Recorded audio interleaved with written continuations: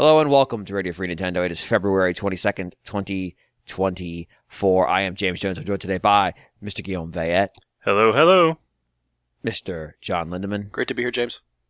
And Mr. Greg Leahy. Ahoy, hoy, everyone. It's episode 863 of Radio Free Nintendo. And this week was the release of the, I'll call it late winter partner direct. That we kind of had a feeling was coming. I think somebody called for it. Maybe they said early March during our prediction segment, but more or less correct.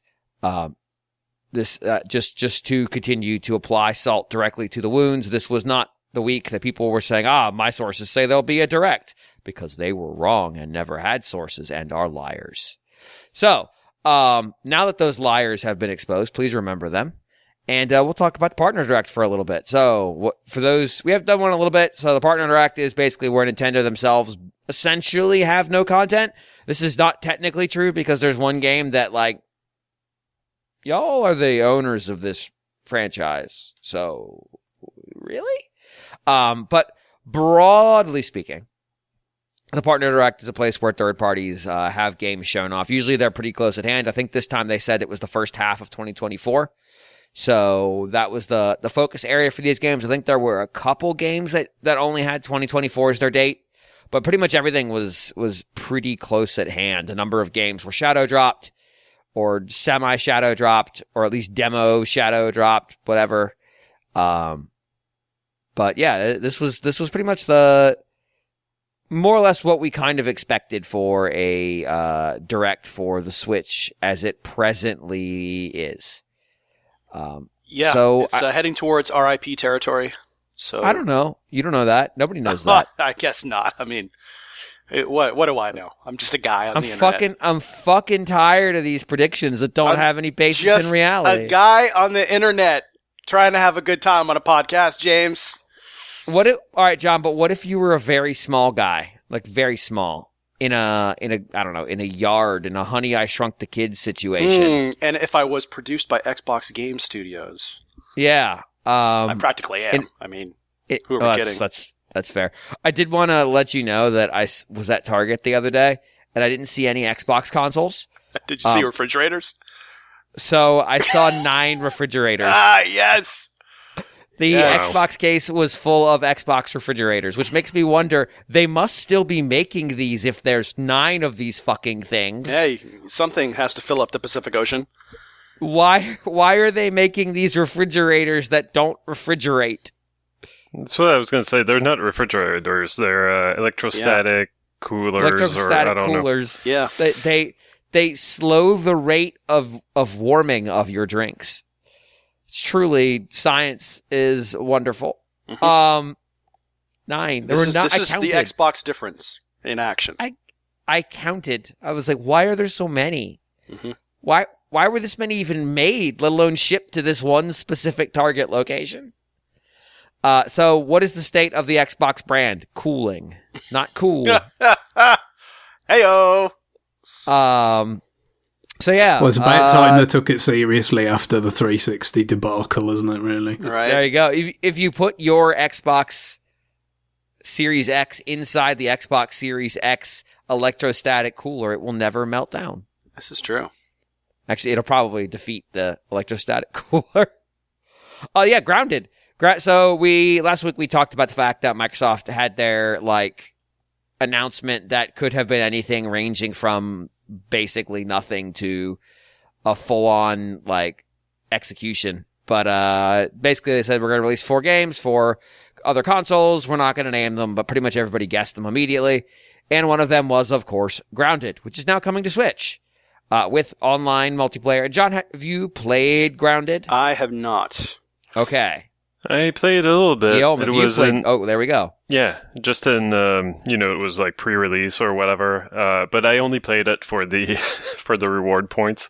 Nice. Yeah, so it's not my type of game. It's multiplayer focused. It's a survival game, so you're meant to craft your stuff, your weapons and your armor, and you're supposed to sleep and eat and kill bugs.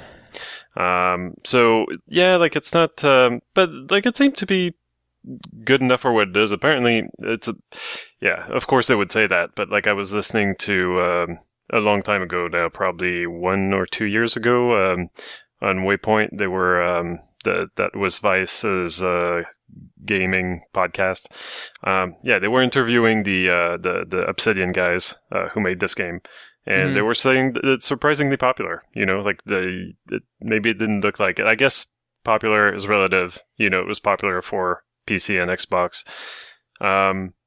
But yeah, so yeah, it seems like if you play it, you shouldn't be having too much trouble finding people to play with, I guess, because was it about this or was it about the pirate game? Yeah, it's cross-platform. The saves are cross-platform. So you could, start on the Xbox and go to your Switch and play on your Switch and then go back to Xbox. So that's pretty neat. Yeah. I don't have that much to say other than, like, it seemed to look pretty much like the Xbox game looks. Like, I was surprised. Like, it seems to be a high enough fidelity, at least from what I've seen from the footage that they've shown. So yeah, its art style kind of lends itself to, moving up and down the console power chain. So yeah, you scale down the rendering resolution and but sometimes like it doesn't look this good. Like something like Unraveled. Is that what that game is called? So the EA one, the yarn, the little yarn doll.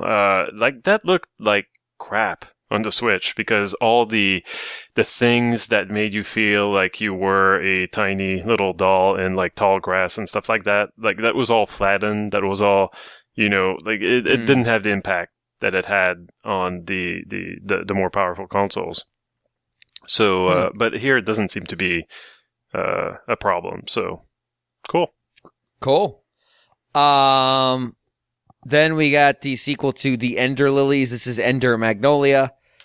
Bloom in the Mist. I don't know. Does anybody have any thoughts on this? I know nothing about this franchise. Yeah, I don't either. It looks cool. Right. Yeah, they seem to like naming things after flowers. They do. And then this is the first thing that I don't know that I had heard of. It may have already been out. The Arranger with 2 R's.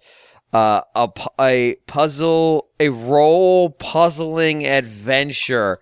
This is like a sliding puzzle thing where everything moves when you move in a really, I don't know. It seemed really neat. Kind of a board game-ish.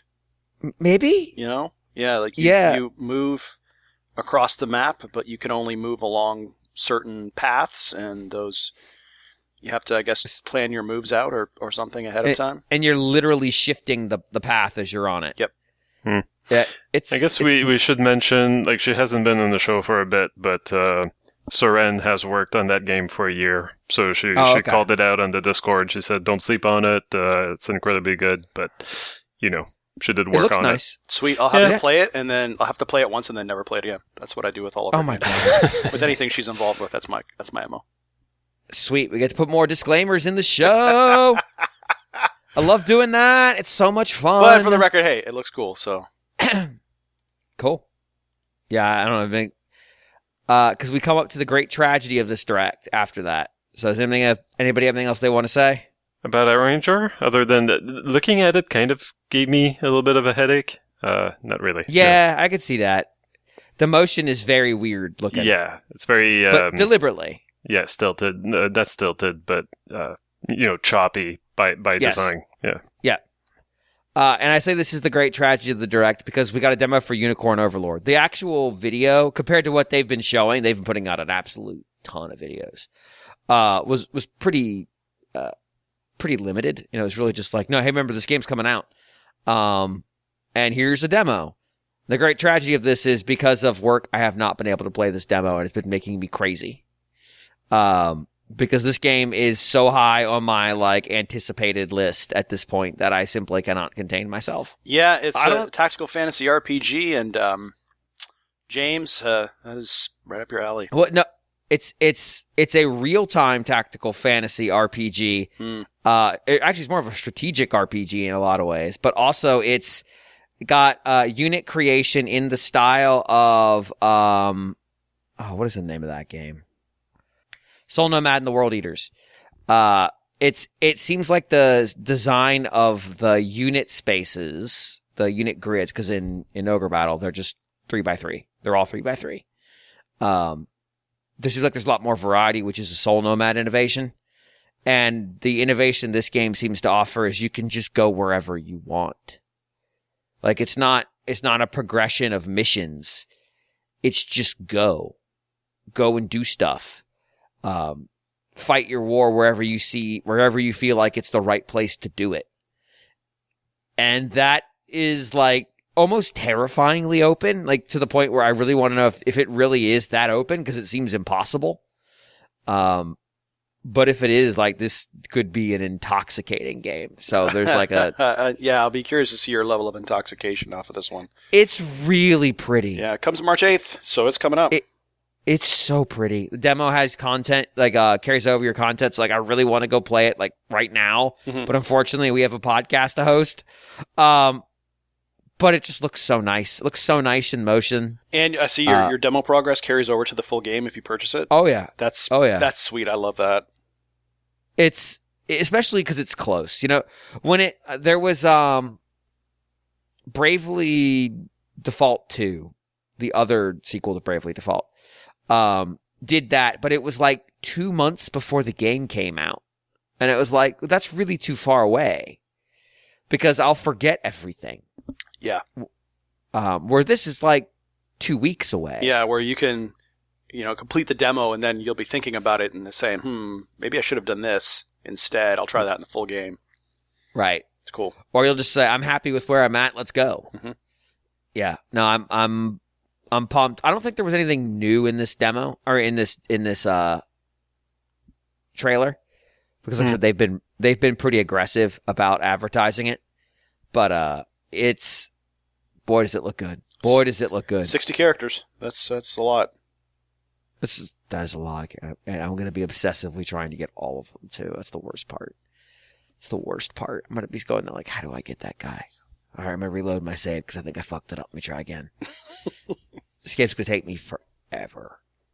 And the worst part is like, I'm going to finish Trails to Azure this week, which means it'll just be there waiting for me after I get through Trails to Azure. It's like, oh no. Oh God. So if y'all don't see me for a while, it means this game was probably pretty good. Speaking of if y'all don't see me for a while, John, would you like to be busy for a bit? I can be busy in a number of ways, but yes. Because did you know there's a Monster Hunter game coming to Switch? I saw that. Monster Hunter Stories is getting a port. Yep. You played a little bit of one of these. Yeah, I did. Right? I did. I think I played this on the 3DS a little bit. It's good. I mean, it's it's Capcom, so it's typical Capcom quality. And it's more of, I would say, it's an RPG oriented towards younger players, kind of Pokemon-ish. But it's good. It's solid. I am debating whether or not I want to pick it up on Switch, but it's good. I mean, it'll be on sale, so yeah, it's solid though. Good, yeah. I was a little surprised to see this game made it over, but like at the same time, it seems like the graphic style scales up pretty well. Mm-hmm. Yeah, it does, and it looks good. So, and you go around and you collect monsters or monsties as they're called in this. Monsties. Yeah. So. Yep, and you're going around, I believe, with a pet Rathalos, I think? Yes. Yeah. And, so it's a cool game. He's my friend. Yeah. Cool. And then next up, we had an actual real surprise, which is another port of Disney's Epic Mickey from inside, what is this? This was THQ Nordic, a.k.a. The Embracing. Mm-hmm. Yeah, the ominous music over their logo in the trailer felt apt. Yeah. It really did. I cannot believe someone is... I mean, this game did really well when it came out. Its sequel did not. But this one... Personally, I would have put ominous music over Disney as well, but... I'd say it might have been over Disney as well, but it was only when the THQ bit came up that I was like, now it makes sense. This felt really random. It did. This would have made a lot more sense like 4 years ago too. Yeah, like this was a remaster that really nobody asked for. And this is a good game. Yeah. It was when did it come out? 2009 or something, probably? Something like that, yeah, because I was at the E3 where they promoted it. And they went really hard. Yeah, I think it might have been 10, actually, but I'm not sure. Yeah, it was either 2010. 9. Yep. Okay, yeah, because it was either 9 or 10. Because Warren Spector was on the show floor showing it off to people. Like, they were very, very, motivated by this game. But it did well, and then its sequel came out and did not. So, I don't know. We just all get reminded that a human adult man got traded for a cartoon character because, in part, to make this game. The make weight, to make the deal happen, to balance it out, I guess. What a world! What a world! Legitimately big surprise, but also it's like anything THQ Nordic drops now feels like it might be a surprise. Mm-hmm. So outside of employees, damn, some gallows humor for you. Damn, mm-hmm. That's dark. Yep. That's dark. Yeah, it's man. This is Epic Mickey is dark, ominous stuff here. It's true. Epic unemployment. Yeah, rebrushed. God. Rebrushed, yeah. Shit.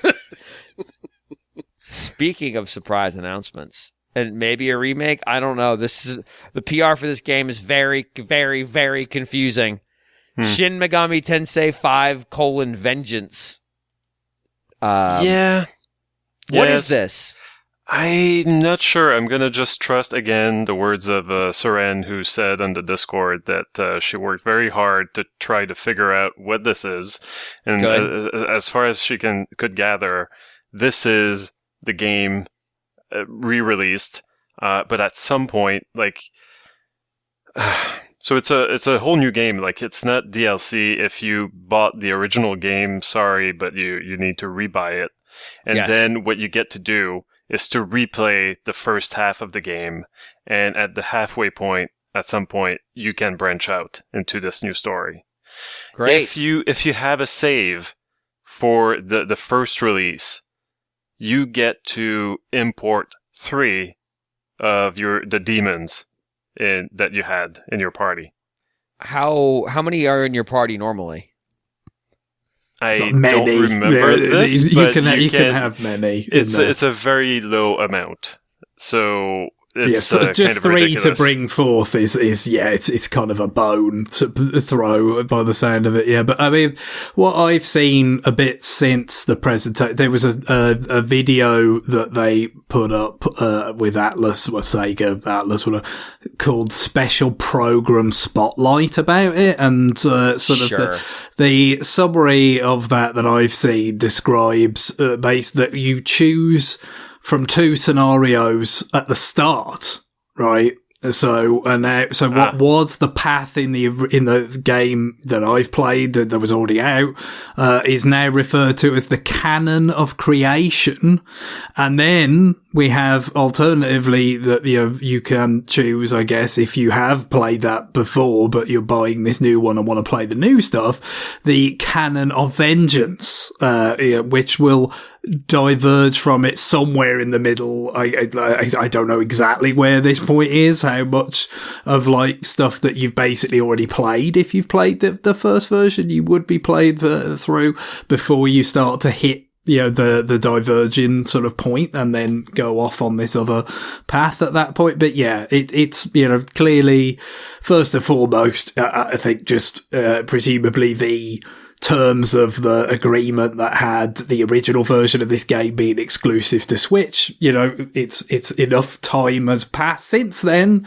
3 years, or that then you can sort of release this version that's enhanced with more stuff on all the platforms now, presumably, so people that did not want to play a Switch, don't have Switch, can play it for the first time. But then also, if you did, well, it doesn't look like, there's any option to just buy, the Canon of Vengeance campaign as DLC or anything like that. You would have to buy the game again.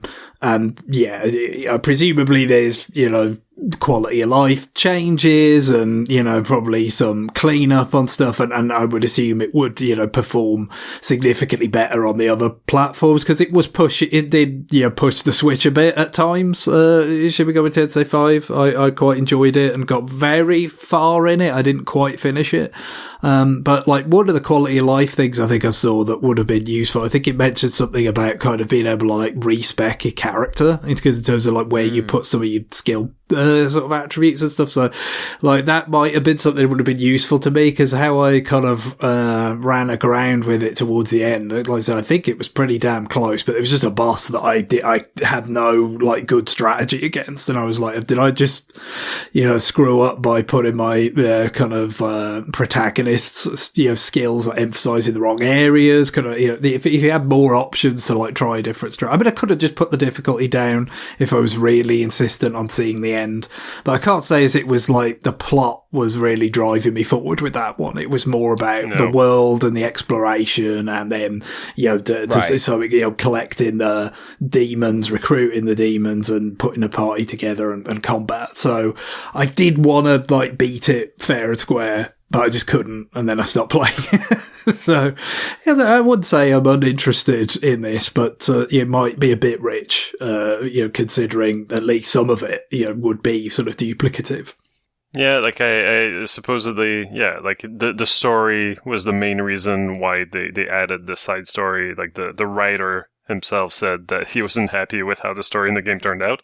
But just like you, Greg, I didn't play this for the story, really, so I don't really care. Always good when the writer's like, nah. Again, obviously they've got... This is something that Atlas does. They put out the sort of expanded remake, not really remake, but kind of enhanced editions, of Persona games, Persona 5 Royal, which is like the one on Switch, for instance. And in this case, like I said, I would have thought the bigger thing is just like, they want to put it on the other systems once they can, and then it's like, okay, but you don't just do that, do you? You got to help sell people on it. Oh, it's not just a port of that game from 3 years ago on Switch. It's got more stuff. It's new and improved. So maybe they've got legitimate things that they wanted to, kind of touch up with the story. Or I'm not saying it's totally bullshit or anything, but I would have thought the commercial imperatives there are more what counts. That's always pretty safe to say. Yeah. Yeah, that's like that was such a ridiculous statement of like, well, I'm not happy. You wrote it, man. You don't get to talk about being unhappy with the outcome. Speaking of re-releases, continuing our conversation of re-releases, Star Wars Battlefront Classic Collection. This is from Aspire. This is the other games that were called Star Wars Battlefront 1 and 2. These were, I think they came out on the original Xbox as well, but they were largely PC-focused multiplayer shooters. I actually really adored these games when they came out. Now, one of the appeals of them was there were a million mods that did really dumb bullshit. But they felt the main appeal, good. though, is that you can play as a Kit Fisto, right? Like they called it new. out on the... Yeah, So Kit it's Fisto the main appeal for this version of those games. Yes. Yeah. Everyone wants to play as Kit Fisto. Is the Kit Fistoing. I'm thrilled that we now have Kit Fisto in this game that I already loved as a child. So that's good for us. I know that you just tried to... I want to acknowledge you tried to make a dirty joke about his name, but I don't think there's anything funny about Star Wars names. Kit Fisto is probably a big deal. I haven't watched it. Probably a big Therm deal. Scissor Punch is very serious. Yeah, like they're all like jizz lovers, and they, like it's all good stuff. Thank you for just letting it, like making sure we got there. Yes. If you're not familiar with Therm Scissor Punch, he's a giant lobster. He has claws for hands. And he is born with the God-given name of Scissor Punch. because Star Wars is so fucking stupid. It's so stupid. Oh my god, I just recently learned the first name of Grand Moff Tarkin, and it's something absolutely stupid, and now I forget, but it's like Grand Moff Wilmuff or something. Tarkin. Is it bad that I know this? Oh, okay. It's well, Wilhuff. Probably not. Wilhuff. Yes. Wilhuff, because like he's a big bad wolf or something. I don't know. Grand Moff Wilhuff Tarkin is his full name. That's upsetting. Moff is his title. Grand Moff is his title. Yes. Look, Star Wars names are stupid. They've always been stupid. There are no non-stupid Star Wars names. Even main characters have dumb names. So his is particularly bad. But yeah, these were really fun. And if the price is good for them, they might be worth doing. I'm going to burn through a few of these because Nintendo did as well. There's a new South Park game coming out. This one's 3D. It's called Snow Day. I don't know why it's 3D. It looks weird and maybe a little bad. I don't know. Just going back to its roots with that bad N64 game. It does vaguely look like the N64 game, but like more graphically intense. I don't know. Those 2D games that they made looked really good, but I guess they just figured like, okay, we've done those now. Like there's nothing left to do. There's another fucking Sword Art Online game. It'll never stop. It'll never fucking stop. This series is garbage, but they keep making them. And I don't just mean the game series. I mean collectively the entirety of the media franchise is weird incest garbage. So that's fun. There's some stuff. It's not great. It's not fucking great. But it's also like messianic main character bullshit. So, Gundam Breaker 4. I didn't think we got any Gundam Breakers prior to this. So this is basically Gunpla, the game where you just like snap pieces together to make custom Gundam and then go out and run questionable missions or questionable quality missions. It's really about building your custom Gundam out of parts. And displaying it. Yeah, pretty much. Yeah. It's about living the dream. It looks kind of nice. I don't know. It looks pretty cool. From a gameplay standpoint, it's probably pretty bland. Yeah, but I feel like it's not really trying to. When I saw the trailer, I'm looking at it thinking, is this really all you do in this game? And by the end of the trailer, I was thinking, that is all you really do in this game. Oh yeah, it looks like a Dynasty Warriors game without a million things in it. Mm-hmm. To kill, which is a choice, but also kind of weird because in most Gundam series, at some point they get so powerful they are just basically doing a Dynasty Warriors but with robots. Also, there is a Dynasty Warriors Gundam series too, just to be clear. Yeah, that definitely exists. Yeah, Super Monkey Ball Banana Rumble. But it's actually a new one. This is a new game. We've had two ports of past Monkey Ball games. Banana Blitz and... Which was the Wii game, and then the port of the GameCube games was the most recent one. Right. So it's kind of interesting that it is new, but we'll see what that actually brings to the table in practice.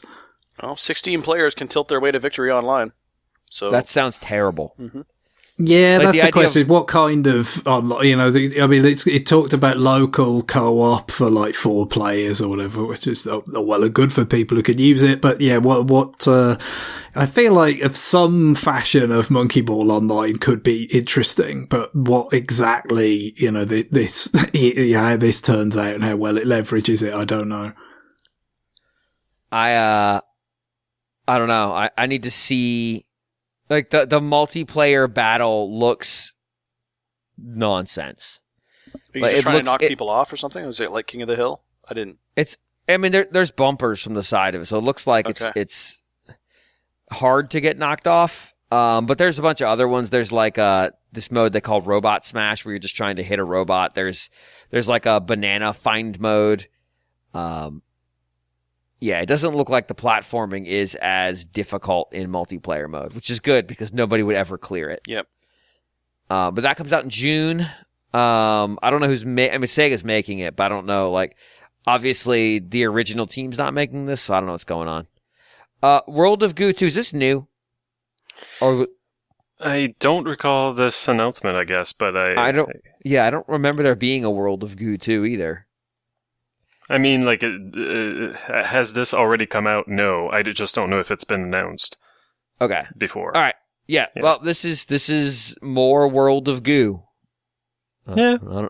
Yeah. It seems like to be exactly the same kind of vibe, the same kind of soundtrack, vaguely Elfman-ish, Well, the reason why you don't remember it being announced was because it was announced at the Game Awards. Oh, okay. Great. I was basically just huffing paint fumes by the end of the Game Awards, so that's fine. Yeah, it's developed by 2D Boy and Tomorrow Corporation. Yep. Yeah, like the previous game, I suppose. I'm not sure if they existed as that entity back then. Yeah, they had different that's what name. they became. Yeah. I mean, I like the first World of Goo, but as the full trailer says, it's been 15 years. 15 years. Yeah, I'm kind of crumbling into dust right now as I speak. But I looked at the full trailer. It looked, zany. It looked like more World of Goo, as you said, but it does seem to have a few new wrinkles. Like, I find that the footage that they showed during the partner showcase was a little bit too uncomfortably close to just World of Goo, the first one. I actually thought it was just like, we're bringing it to Switch, and I thought, didn't you already? They already did that. Yeah. Yeah. But I feel like in the full trailer, you see maybe more of the new ideas. So if you're not too excited about it, but you want to be excited, I guess I recommend checking out just the standalone trailer. I want to be excited. Fantasy Life I: The Girl Who Steals Time. It's not a Fantasy Life game. They're still doing this. Sure. Yeah. I mean, I liked Fantasy Life well enough. This name is very bad. Fantasy Life I makes it sound like it's a mobile game. It looks like another Fantasy Life game. Like these kind of open-ended, do whatever you want style games that aren't really do whatever you want because there is a plot. But, in terms of all the jobs you could do to try to make money and get yourself stat up, they're open-ended in terms of your character creation and stuff like that. It's the one I played a million years ago was fun. Mm-hmm. Yeah, but it's very it's not like, oh, I choose to be a carpenter and that's all you do. It's really the game can jump has between you classes. Yeah, and the game kind of has you do that. Like it's kind of mandatory. Yeah. But yeah, it was fun enough. But it's definitely a game of like a number goes up, and you go out. There are so many numbers to go up too. Yeah, you venture into the world, you collect stuff, you craft, and so you use whatever you crafted as in some of the other jobs to make more powerful weapons for when you actually go out to kill monsters. Like it's just the water wheel goes on that way. Yep, pretty much. Another Crab's Treasure, which is, they called it a Souls-like game. It feels like this game has combat, therefore it is a Souls-like game. I don't know. I need to see more for it to feel like that name has value. But essentially, you're a hermit crab fighting other things in the water or a giant talking shark toy. I don't understand. Picking up items that could be used as shells on the quest to recover your shell, which was stolen. Mm-hmm. And the different shells have different stat bonuses for your character. I think also, this is made by the company called Aggro Crab. I sure feel is. like they knew what they wanted. They knew what they wanted to make. They were born for this moment, and here we are. Now I need to make sure Aggro Crab didn't make that fucking Nightmare Crab game that I played. What, Fight Crab? Yeah. They made Going Under. Okay. Right. Yeah. All right. So that's a real game. So yeah, this actually looks really kind of fun. I don't know. Like, it seems like this is going to be something that be actually entertaining to play. Sure. Yeah. Penny's Big Breakaway got shadow dropped. This is the 3D platformer from the team that made Sonic Mania. What is it called? Mania. Yes. Yeah. It got the It's Out Now'd, which I think we all kind of expected come next Direct that was going to happen. And it did. So it's out. You can go play it. I haven't seen reviews yet. No, that's the thing about that is that, because it did not seem to be synchronized up with, actually, so outlets had it, under embargo and just have the reviews ready to go. No, I have seen no such reviews, so I don't know. It's intriguing, it's an intriguing kind of 3D platformer with a sort of its seemingly own particular sort of stresses on like a unique kind of locomotion. So it could be something I might be interested in, but yeah, I've got to see reviews on this, and they're just not there yet. And perhaps by the time this episode goes out, there will be something. But for now, yeah, I'm just going to wait and see. Can I just say it's not a nice game to look at? No, I think it looks ugly. It's very garish. It's the color palette. Yeah. It's not just that it's bright. Like, you can get away with that. It's that the colors regularly clash with the colors they're in proximity to. Yeah. So, like, green next to red. That's not a good color combo, broadly speaking. Like, those two colors don't work well together. But then there'd be, like, next to teal, next to aqua. It's like, bleh, bleh. Yeah. The brain wants what the brain wants. Also, the main character, for a very, very brief moment, made me think of Balan, and I got upset. So, your main character in your game needs to immediately not evoke Balan if you're making a 3D platformer. That's now an active role of all character designers. I don't know. I feel like if you remember Balan, it's kind of on you. No, it's on God for letting Balan happen.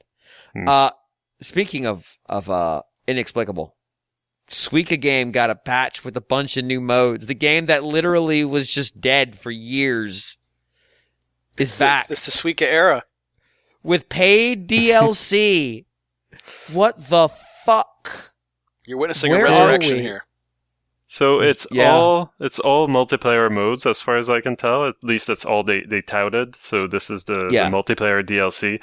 And for now, it's basically couch multiplayer, and they promise at some point in the year online multiplayer. Yeah. They call it the multiplayer mode pack. Right. So yeah. I'm not too interested in that, but more Suika, sure. Yeah, I mean, I guess it could be amusing enough couch co-op. It's not co-op, it's adversarial. I mean right? Adversarial, yeah. But like it's already kind of frustrating when the fruit doesn't like settle the way that you want it to. Oh yeah. If in addition to that you get garbage fruit sent by another player, like that's yeah, I don't know. It's bound to be very frustrating. Yeah. I guess we'll see. But yeah. I mean, more power to them, I guess. They've revived this game and now have put out paid DLC and an international release, and now there's a bundle. So, congrats. Better than most things that get new bundles on Switch. With the fucking back-to-school edition of Hentai Party. Ugh. I'm so mad they didn't do a back-to-school edition of that one. They did a Game of the Year edition one, though, which I was like, by what metric? By what metric, you fucks? And a wonderful edition. But no back to school edition. I guess that was a bridge too far. New game, Pepper Grinder. Mm-hmm. So Guillaume, you played the demo for this, so why don't you explain it?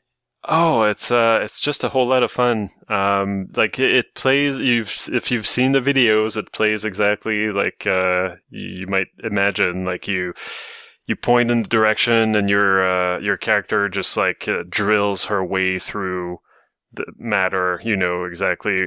I don't know how to explain it other than the control is very responsive, and it's kind of just a lot of fun to dig through these places, everything, and just jump out at the other end, and like move from block of drillable matter to block of drillable matter, and kind of trying to nail a line, I guess, like because you collect these gems as you go.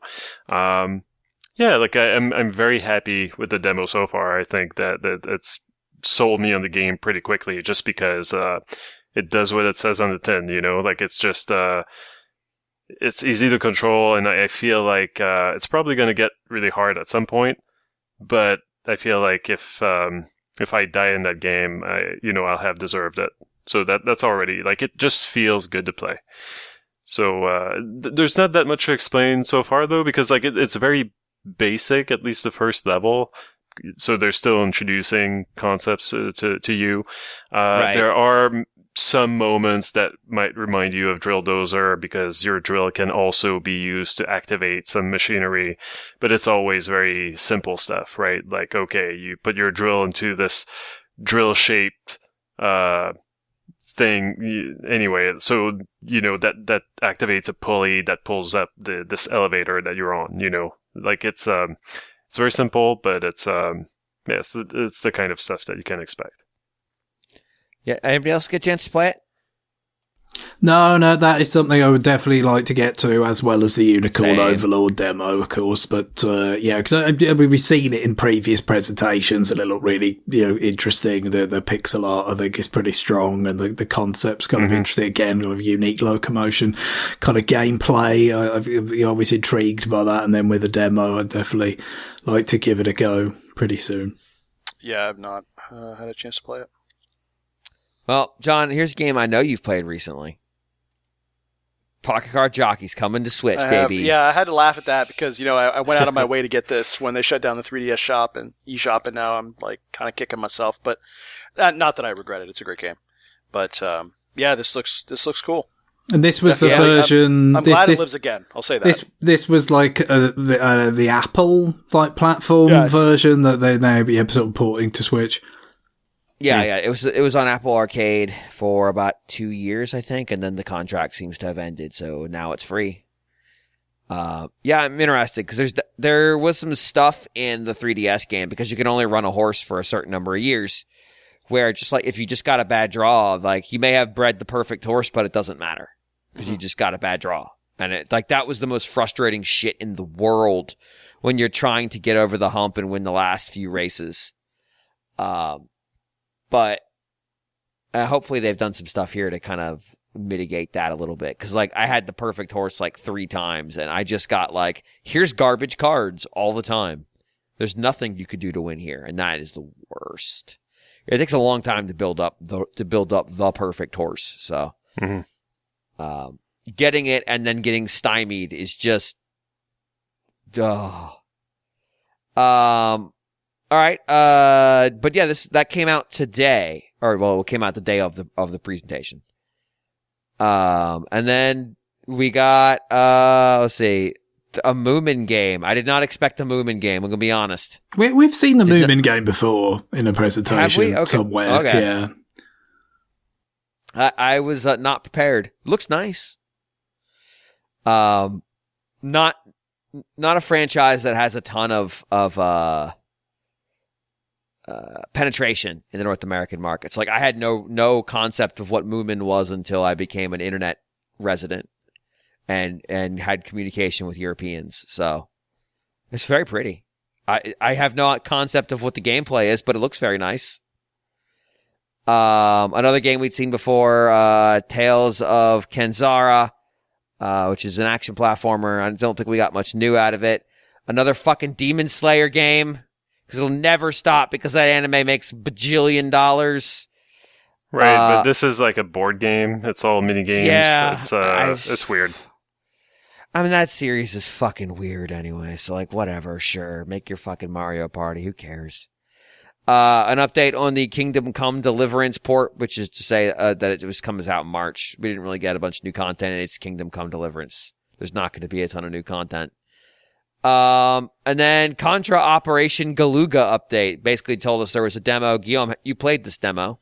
Yeah, I did. And I was really, I played it this morning. I posted in Discord. I was like, is it just me, or does it control a bit sluggish? And, or is it my TV? Could WayForward have made a game that requires a CRT in 2024? Surely not. And then I retried the demo tonight, and I realized, oh wait, I usually keep my Switch, the input on the TV on the game setting, but that got reset at some point. So I switched it back to the game setting, and it was much better. So Oh. the problem was on my end. The controls are not sluggish, but the controls are Contra. Like you gotta, like that hasn't changed. It feels like you're playing, like the Control games, the NES games with the kind of limited, like when you jump, like the limited. If you jump in place and then you try to move left or right, like there's kind of this inertia to it. There's a little bit of awkwardness there. They do add a dash move that you do by pressing X. I feel like they should have mapped that to a different button, like one of the shoulder buttons, but maybe I can change that. I didn't really try. So there's, in the demo, there's a story mode. Who gives a crap about the story? It's not very good, as far as I can tell. You can play as Lance Bean, or what's the other guy? Bill Reiser. Yeah, as in Bill Paxton and Paul Reiser. Yes. Right. So you can play as those two. There's also an arcade mode which cuts out the story bits, and also the kind of the tutorial bits. Which yes, there's a tutorial for Contra here, and yes, there's a story. And yeah, but you don't need it. But yeah, like, so in the arcade mode, for some reason, you can play as more of the characters. You can play as Bill and Lance and a woman and 2 robots. So, got some Probotector action on the the robots mandated by the German authorities back in the day. I mean, way forward, I think like let you play.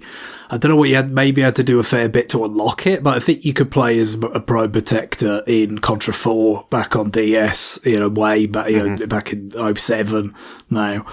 So they've done it before, sort of recognising the fact that there's this whole alternate history for European players who did not get. I mean, it was a fair bit of the concept of the game was basically like, what if you had Arnie and Sly together in a game like that. That was obviously, and then they were robots, and you couldn't, you couldn't. With the how sort of relatively fast and loose they played with likenesses and stuff back then. I mean, you think of like the Shinobi games where you fight Spider-Man and Godzilla and stuff. Like they tried to get away with stuff back then, but yeah, so they leaned pretty hard into the what.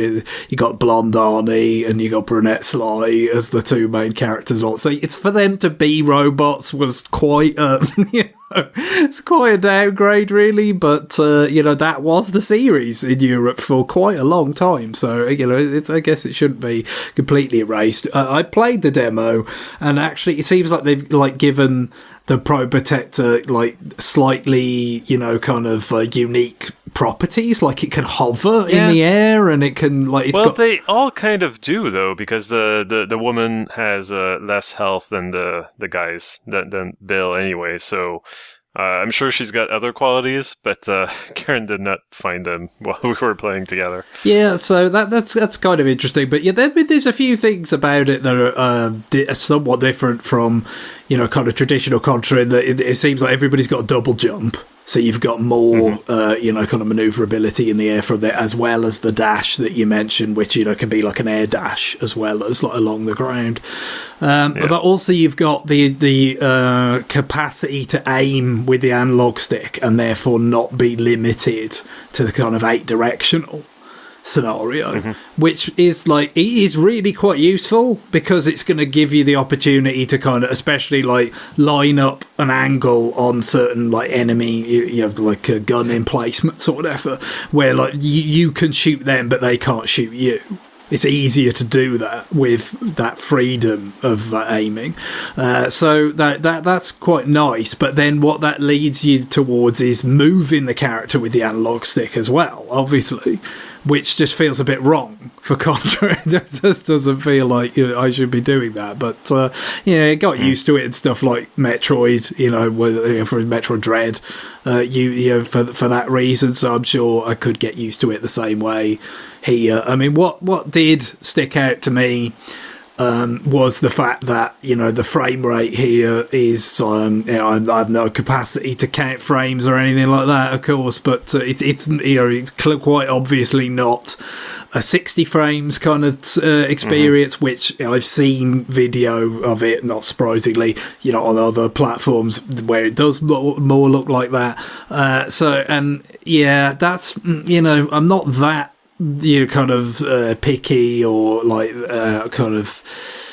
I wouldn't place that higher priority on that kind of stuff in quite a few settings, but Contra, especially with they've made you quite capable, like so with this double jump and like some of the kind of weapons, like when you can collect multiples of the same thing, they get more powerful, so they can be really good and all that. But they also seem to be committed, at least like on a kind of the normal difficulty that I played the demo on, to like balancing that out with just like there is a shitload of stuff going on.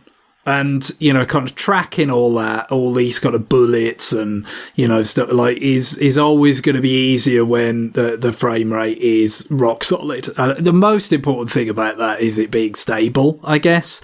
It still just kind of felt a little bit jittery when you've got all the projectiles kind of, I don't know how much of that is just because it isn't, what I'm used to seeing a Contra game run at, because, certainly, look, not that Contra games haven't had slowdown before, because the third one on Super Nintendo says hi for a start. But yeah, it just I don't know. It just felt like in all likelihood this is the reality of the game being developed for multi-platforms, and this is what the Switch gets. But that's what kind of makes it weird that it's getting spotlighted as a Nintendo Direct thing when it doesn't feel like it's very tailored for the Switch itself. And I can't say as like the graphics you really feel like, oh well, yeah, but they really just looking at it on other systems that the video, it's not that pretty. I don't know whether the trade-off is really, that you end up with on Switch. You're really going to feel that happy about it because, it's like they're trying to replicate elements of the NES kind of, I think in particular, because that really is probably more what people think of rather than like the original arcade game. Sort of like color palette, the sort of really bright greens of that jungle and the waterfall that comes after it, because that's basically what the demo is. It's those two levels, which is very much how they open Contra 4 as well. And it's just like, I don't know, that kind of look with these polygonal graphics, just it's not quite right, you know what I mean? It's like it's got the colour palette of something that should be more stylised, but it's not more stylised, so it just looks kind of weird. I can't fully articulate it. It just doesn't quite work aesthetically, but Contra, certainly, back in the day, you thought of it, for providing kind of flash and spectacle, as well as any games could, of their time. But I wouldn't say it's ever been about being particularly beautiful. So, if it could deliver the action, I think it could still be perfectly enjoyable. I don't know. We've had kind of a run of Contra games, to say the least. Well, I mean, they've just really weren't any for a long time until Rogue Core, and then yes, that seemingly was a complete disaster on pretty much every conceivable level. By the side, I've not played it, despite their attempts to sell it to me for several pennies. I've not relented because apparently it really is just that bad. It wouldn't even be worth that, and it would just make me sad. But yeah, I mean, before Rogue Core, you were talking about stuff like Contra Rebirth was good, Contra 4 was good, Hardcore Uprising, which was a sort of weird spin-off, by Arc System Works, it was quite well thought of as well. So they had a decent, kind of thing going in terms of, these kind of retro-styled ones around, the kind of late aughts.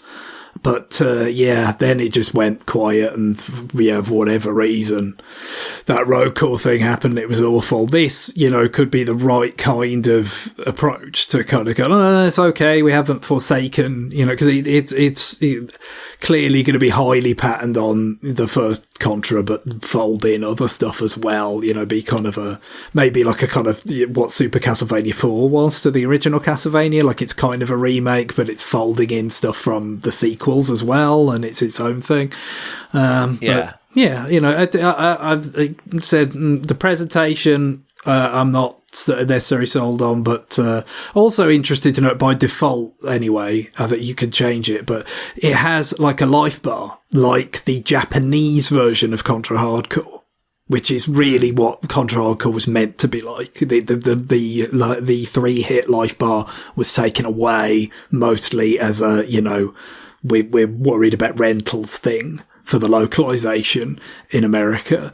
But again, I think that's reflective of the fact that it's like, yeah, there's just going to be so much stuff happening that the whole one life, one bullet kind of thing just would seem a bit too much. Like just like the early boss, the first, I guess it's like the second boss when you get to the top of the waterfall and all that. Like there's a lot of attacks there. There's a lot of things that can hurt you, and I mean your lives could go very, very fast if it was just the one hit, one kill. So I think it reflects the fact that there's just going to be a lot of stuff going on here. But I think there's loads of difficulty options that you can select. In terms of, do you want the health bar? Do you want to play on just a lower difficulty in general? So it seems like it could be more customizable than like Contra 4, which WayForward also did, because that was like, okay, if you want to see all the levels in the game, you can't do it on easy. So that was which was something that Konami did quite a lot, like in the old days. So it was an anniversary game, it was a tribute, so I'm sure they thought it was just being faithful. But yeah, that I think the having more options is probably the better thing to do. Next up is Pentiment, which again I'm going back to Guillaume. I believe you and Karen played this a while ago on Xbox. Yeah, a couple of years ago, and I think I promised an update because Karen was doing another run through the game, but I never did update people. The game was still good on the second run because this is a game where like there's a mystery. It's like a historical game where you learn a lot about I'm not a history buff. Karen could tell you so much more about it, but she's not here. Like you're an artist during not the Dark Ages, the Renaissance. Well, no. Well, I mean, like we're not supposed to call it the Dark Ages Oh. anymore. Journey to 16th century Bavaria and face choices and consequences that will ripple throughout a small community for years to come.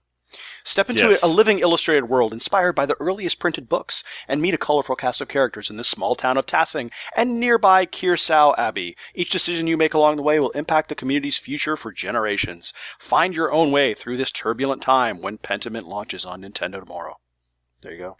Wow. I don't think I could have done better. But it's very good because this is by Obsidian, who they like to tell their stories and like have branching paths and everything. And this is a game where that's all you're really doing, right? Like it kind of reminded me, like sometimes when we're playing it, of that freaking like Martin and Price and The Simpsons, like playing like that Dinner with Andre arcade game, and like tell me more. And like this is literally the tell me more game where you just want to talk to each character and find out everything about them and about what they think about this era that they're living in, and about like the relationships between the townspeople and the abbey people, and kind of how they have to tolerate each other because they kind of depend on each other in many ways. And of course there are grisly murders that happen over the course of several decades, I believe, and you're kind of like the default like guy from outside, observer who's kind of educated. Like maybe you can shed some light into what actually happened. And so, but like you ultimately don't really you don't necessarily know what you're doing. It all depends on how you're playing, of course, but like you're not going to have, you're going to create your character at the beginning. You're going to choose certain traits for the main character. Like you can have him understand French or understand Latin or something else. And so like that will affect what clues he'll be able to find along the way. You can make him very religious, or you can make him a hedonist, and anyway, like that changes his options also during conversations. yeah, so you kind of at a certain point, like you might not know who did one of the murders, but the people are breathing down your neck. Like, you got to choose. You got to make a decision now. And so sometimes it's just a matter of like, well, I don't like this guy. I think that we'd be fine without him. And so, you point your finger, and then, there are, again, like as John mentioned, there are far-reaching consequences to pretty much everything you do, including stuff that you don't think you made a significant choice at all. Like it's very funny when, there are characters, like there are children that end up growing up throughout the game. But yeah, like it's funny to see like these characters, like literal children, like you talk to this little girl and like, yeah, sure, like you try to foster in her like curiosity and an interest in science. And then like when you finish the game at the end, sorry for the spoiler, but yeah, she like hates there's just science. like this mention, she gets tried as a witch, and Good. And so that kind of stuff. Or yeah, so every little thing can have impacts that are just so fun to discover once you get to it. Like, why is the Abbey overrun by cats now? Oh, right, because I did that thing like decades ago. So yeah, so it's a lot of fun. I highly recommend it. I think that the year that it came out on Xbox, it was my game of the year, non-Nintendo pick. And who knows, maybe it will show up again at the end of this year. There you go. All right. We kind of expected it. We kind of didn't know what form it was going to take. We had talked about, is it going to be rare replay? Is it going to be what? No, we got a dump of a bunch of rare games on the Nintendo Switch Online service. We got Snake Rattle and Roll, RC Pro-Am, Battletoads and Battle Maniacs, Killer Instinct. Let me finish. Killer Instinct for the Super Nintendo and Blast Core for the N64 expansion pack. None of their Game Boy games, because Nintendo forgets they have a handheld mode here. No, the Game Boy's just getting shut out for a while. Like, there are Game Boy games, there are Game Boy Advance games they could have done. They could have done fucking Banjo Pilot. Like, come on, guys, do something. Sure, but still, I mean, at least like you had like the Golden Sun games like not that long ago on the GBA. So I'm just thinking for like the basic Switch Online Game Boy section, it feels like we got Quest to Camelot. It's been a while, and then like we've got like some of the really obvious things, like as we already mentioned recently, like Super Mario Land hasn't even been done yet. It's weird, but I'm sure there will be times throughout this year, however populated with games, first party games or not, it may be where the Game Boy games will crop up, but none from this lot. But I mean, as I mentioned, the predictions like with the Jet Force Gemini kind of going to the N64 part of the service, like there's more to come, surely, and there'll be more to come after this, one would think, certainly. Why did they put so many bad games out this time? I wasn't under the impression that Snake Rattle and Roll and RC Pro-Am were considered bad. Snake Rattle and Roll has that weird thing that Ultimate Play the game did, and then when they became rare, they kept doing it. Like, what if the camera was at a diagonal, but we gave you a D-pad? And it's like, okay, well, what does down do here? Does down make me move left, or does down make me move right? Because it's going to do that. So it's not bad, it's just obnoxious about its camera perspective and stuff, because they were trying to make it look 3D. Yeah. So they put everything at this 45-degree angle, but your D-pad is still a D-pad. So like when I press down, what's going to happen? The Battletoads, Battle Maniacs thing, I just tried to play that with Karen, and it's bad. It's bad. It's really too hard, and like you've got 3 lives, and like you lose one of them immediately in the first level when the level changes, and like the part of the level that you were standing on just disappears under your feet. Yeah. So it's a good thing that there's a rewind, but even with the rewind on NSO, we didn't make it past the second level. So because there's like the vertical equivalent of speeder bikes, basically. Turbo tunnel. Yeah. So it kind of sucked. But Killer Instinct, I do not think that's a bad game. I still love that game. I played it back in the day, and I picked it up, and like it was kind of kind of surprising how much that my muscle memory is still there, at least for playing with Saber Wolf, which is the character that I tried this time. And I couldn't remember his combo breaker move, unfortunately, so I did get my ass kicked. But it took a surprisingly long time. But yeah, after like 4 or 5 fights, like the characters just stop letting you do long combos on them. So you got to learn short combos, I guess, and you got to learn how to block their stupid combos.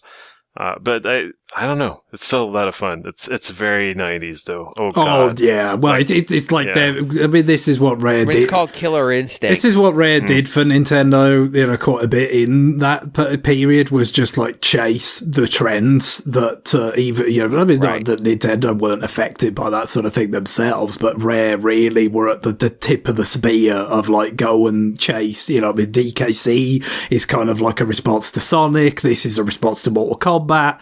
You know, like that. This is what they did for them, and you know, this it's kind of nice in a way, even though obviously it's not like the full fat Killer Instinct experience that you would have with a recreation of the arcade game that would be available on Xbox. It's kind of not. It's never been re-released before, has it? And I imagine... I don't think so, no. It's not on Rare Replay. A lot of people probably played this version back in the day, the way that you did, Guillaume, the way I did. I had this. I mean, I guess they're almost obliged to port it to Super Nintendo to some extent, because, like, the arcade game in 94...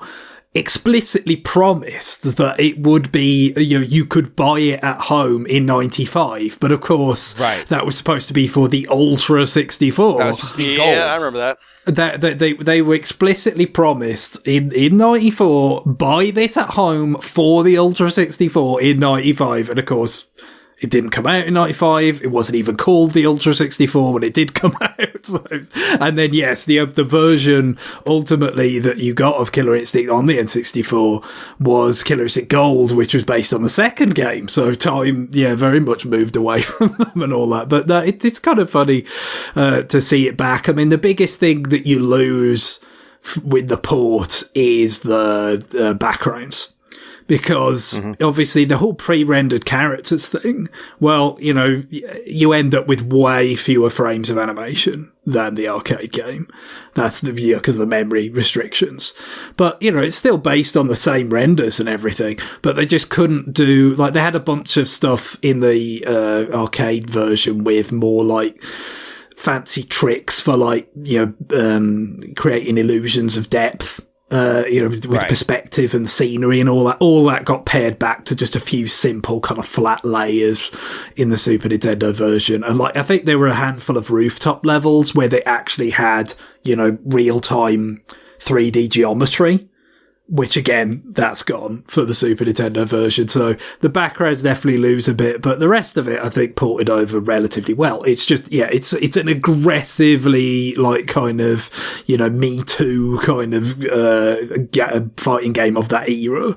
Of just like, we could do fatalities and we could do combos and we could, just like put them all in. And I mean, it's certain, like, I remember the Skeleton Knight guy, he controlled like a Mortal Kombat character. Whereas a lot of the other characters control like a Street Fighter character. So it was just like, put it all in a blender, it's not the most like, rigorously kind of, constructed, balanced. Balanced or, having its own identity kind of game. But, it's still got some, some things to commend to, but mostly just, I think it's neat for people who, did have, that was how they knew the game and now they can revisit it in that form. But the star of the show is Blastcore.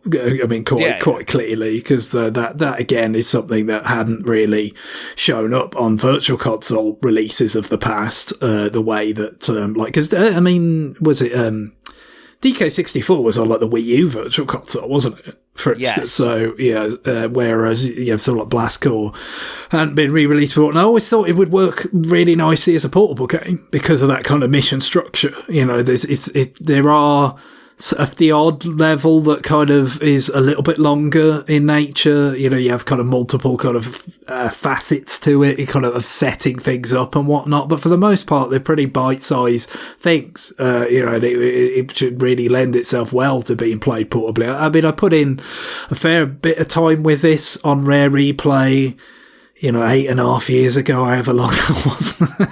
So that in itself was a good while ago, but I think I potentially could put in more because of it being, you know, more convenient in this way. Cool. And then RC Pro-Am is another example of they had the camera at a 45-degree angle sometimes, and it was neat. But it's much more forgivable in that game because you're just referencing the direction of the car. But this is obviously not the best way to play RC Pro-Am, but it is a way to play this game.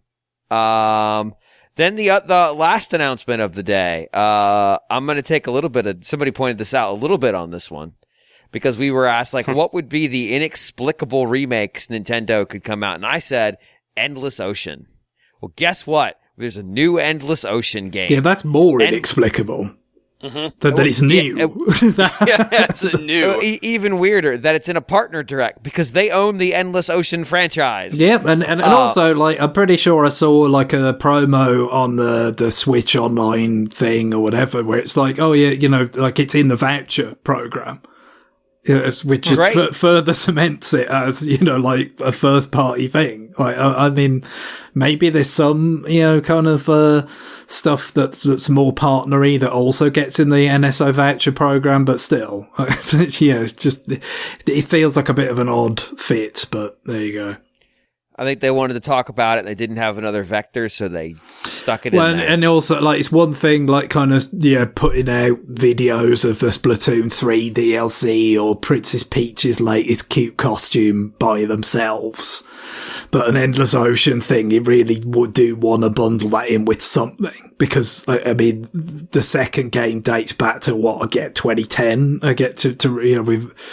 something like that, right? It's another thing that's been gone for ages and was never that big in the first place. So it's like, yeah, you need to, if the whole model of these broadcasts is, you know, kind of having that captive audience and getting them to see things that they wouldn't otherwise, you know, have in front of them or be interested in. You know, this did need to be somewhere. So yeah, it's kind of nice that it got the chance in that sense. It got a long segment too, relative to everything else. Yeah, but I mean, this whole new format, you know, with the online and everything. What do we think about that? The procedural generation. It feels like they've started to take even though it's called Forever Blue in Japan, so it's a little bit different. But it's like they've kind of taken the title a bit literally by. It's like, well, it's so it could be endless because it's different every time. No Man's Ocean. That's what it is now. God damn it! Mm-hmm. All right, so no mention of plot, which means no GG and his very on fire dive suits, but online multiplayer, like huge parties of dives, feels like the opposite of what I want from Endless Ocean, where I just want like chill, quiet time. It's like, yeah, but what if there's 30 people? What if people can grief you underwater? What does that look like underwater? Yeah. Underwater grief. Well, like this is a game where not even the sharks grief you, right? It's like there's no danger, right? I mean, humans are the most dangerous. They're the most dangerous prey, Guillaume. Okay. Yeah, you had to like dissuade them from attacking you. I don't remember how you did it. There was like pressure points and stuff like you were giving them. It was so weird. Acupuncture? Yeah. Yeah, sharkypuncture. Wow. I've never thought I'd say this, but now I wish there were more Jaws sequels where we could have got to the point where that's how they defeated the shark. Jaws 5, the Jaws 5 needling. This time it's professional, yes. There we go. That just makes me think of Jaws in a suit. So it's a little bit unclear to me what the procedural elements are. Like, is it just that, coral, some school of fish could be... I thought it was the layouts.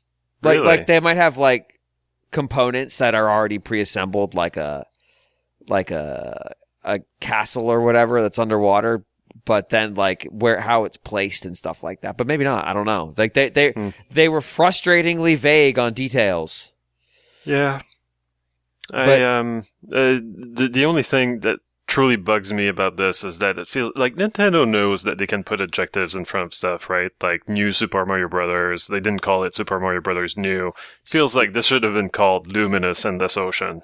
Oh, that's what it should be called, New Endless Ocean. No, Luminous Endless Ocean. Endless Ocean DX. New Luminous Endless DX Ocean, yes, starring Kit Fisto and Jaws 5's cousin. I'm picturing Kit Fisto's grinning face on a new cranky mode style kind of thing on the corner of the packaging. All right, sorry, new funky mode, I should say. This should all just go in as the clip, because then I can just draw it and I'll just have I don't have to ideate my art. It's just there. Featuring Dante from Devil May Cry. Yes, much like that as well. Keep putting it on there, and then I just need GG back as DLC with his excellent. Nothing is at all concerning about this character in that game. Yeah, I want to see more about this. It comes out in May, so they've got time to talk about it. But it's interesting. I don't know. Like it's definitely perplexing. Yeah. Well, the game looks good anyway. It's it looks been a pretty. while since the Wii, so they I think they put the power to good use here. Yeah, I mean the big advantage that Endless Ocean 2 has over its predecessor is that like it had a plot and it had stuff to do and it had objectives and there were like challenges to go after and there were secret areas, whereas the first one was much more of a passive kind of game. So I'm hoping that this didn't decline back into passivity and maintains as much of the meta structure of Endless Ocean 2 as is possible. But yeah, this is not Endless Ocean 3. It is Endless Ocean Luminous, which means fucking nothing. Because you're underwater. It can't be that bright. Because you're underwater. But yeah, that's it. That was the direct. Relatively low key. We hadn't had a partner presentation like this, I think, for about 18 months. It's been a while. Yeah, and of course, it does feel a sort of tactic that you remember more from those early pandemic sort of times, where the kind of murkiness, presumably, of Nintendo's own internal kind of scheduling and not wanting to, promise things that they couldn't deliver led them to have that like big kind of absence of like, the sort of the big official Nintendo Direct, with like the presumed bigger announcements in it. And now it feels like we're in a similar phase for a different reason. The different reason being the transition to the next system. And again, it's kind of like, well, how much stuff have they got? How much do they want to commit to the timeline for the rest of the year? It just feels like we've kind of, but then if you don't want to have a big, kind of presentation for yourself where people are going to be expecting, significant announcements for, deeper into this calendar year, you still want to kind of do right by, some of the games from your third parties that you feel like could succeed on the system if you give them a bit of a spotlight. And so, this functions in that way, and keeps relations up, and hopefully will do a certain amount of good for some of the game's prospects commercially. Then we wait until presumably they've got more to show for the because, as we said, it seems like they're handling the promotion of Mario vs. DK's out now, obviously, and then you've got Peach next month, which they're just doing lots of little videos for, and their side order that just came out, they've done lots of videos for. And then beyond that, it's not a lot right now, is it? It's Thousand Year Door remake and Luigi's Mansion 2. So, there's whatever is going to happen for the second half of the year in terms of hardware. There's going to be more to say software wise, but it's just clearly they kind of punting on that for the time being. Yeah. So. Yeah, I mean, I don't have much else to add. Does anybody else have any last thoughts before we close this out?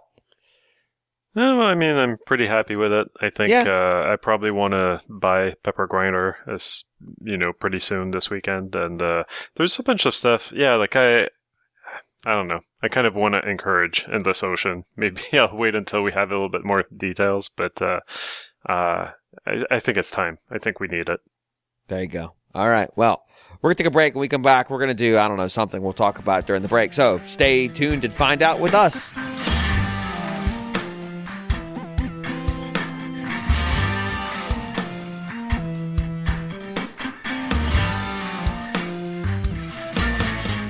We are back, and we decided we were going to do some new business. We got some cleanup new business, so I'll do some cleanup.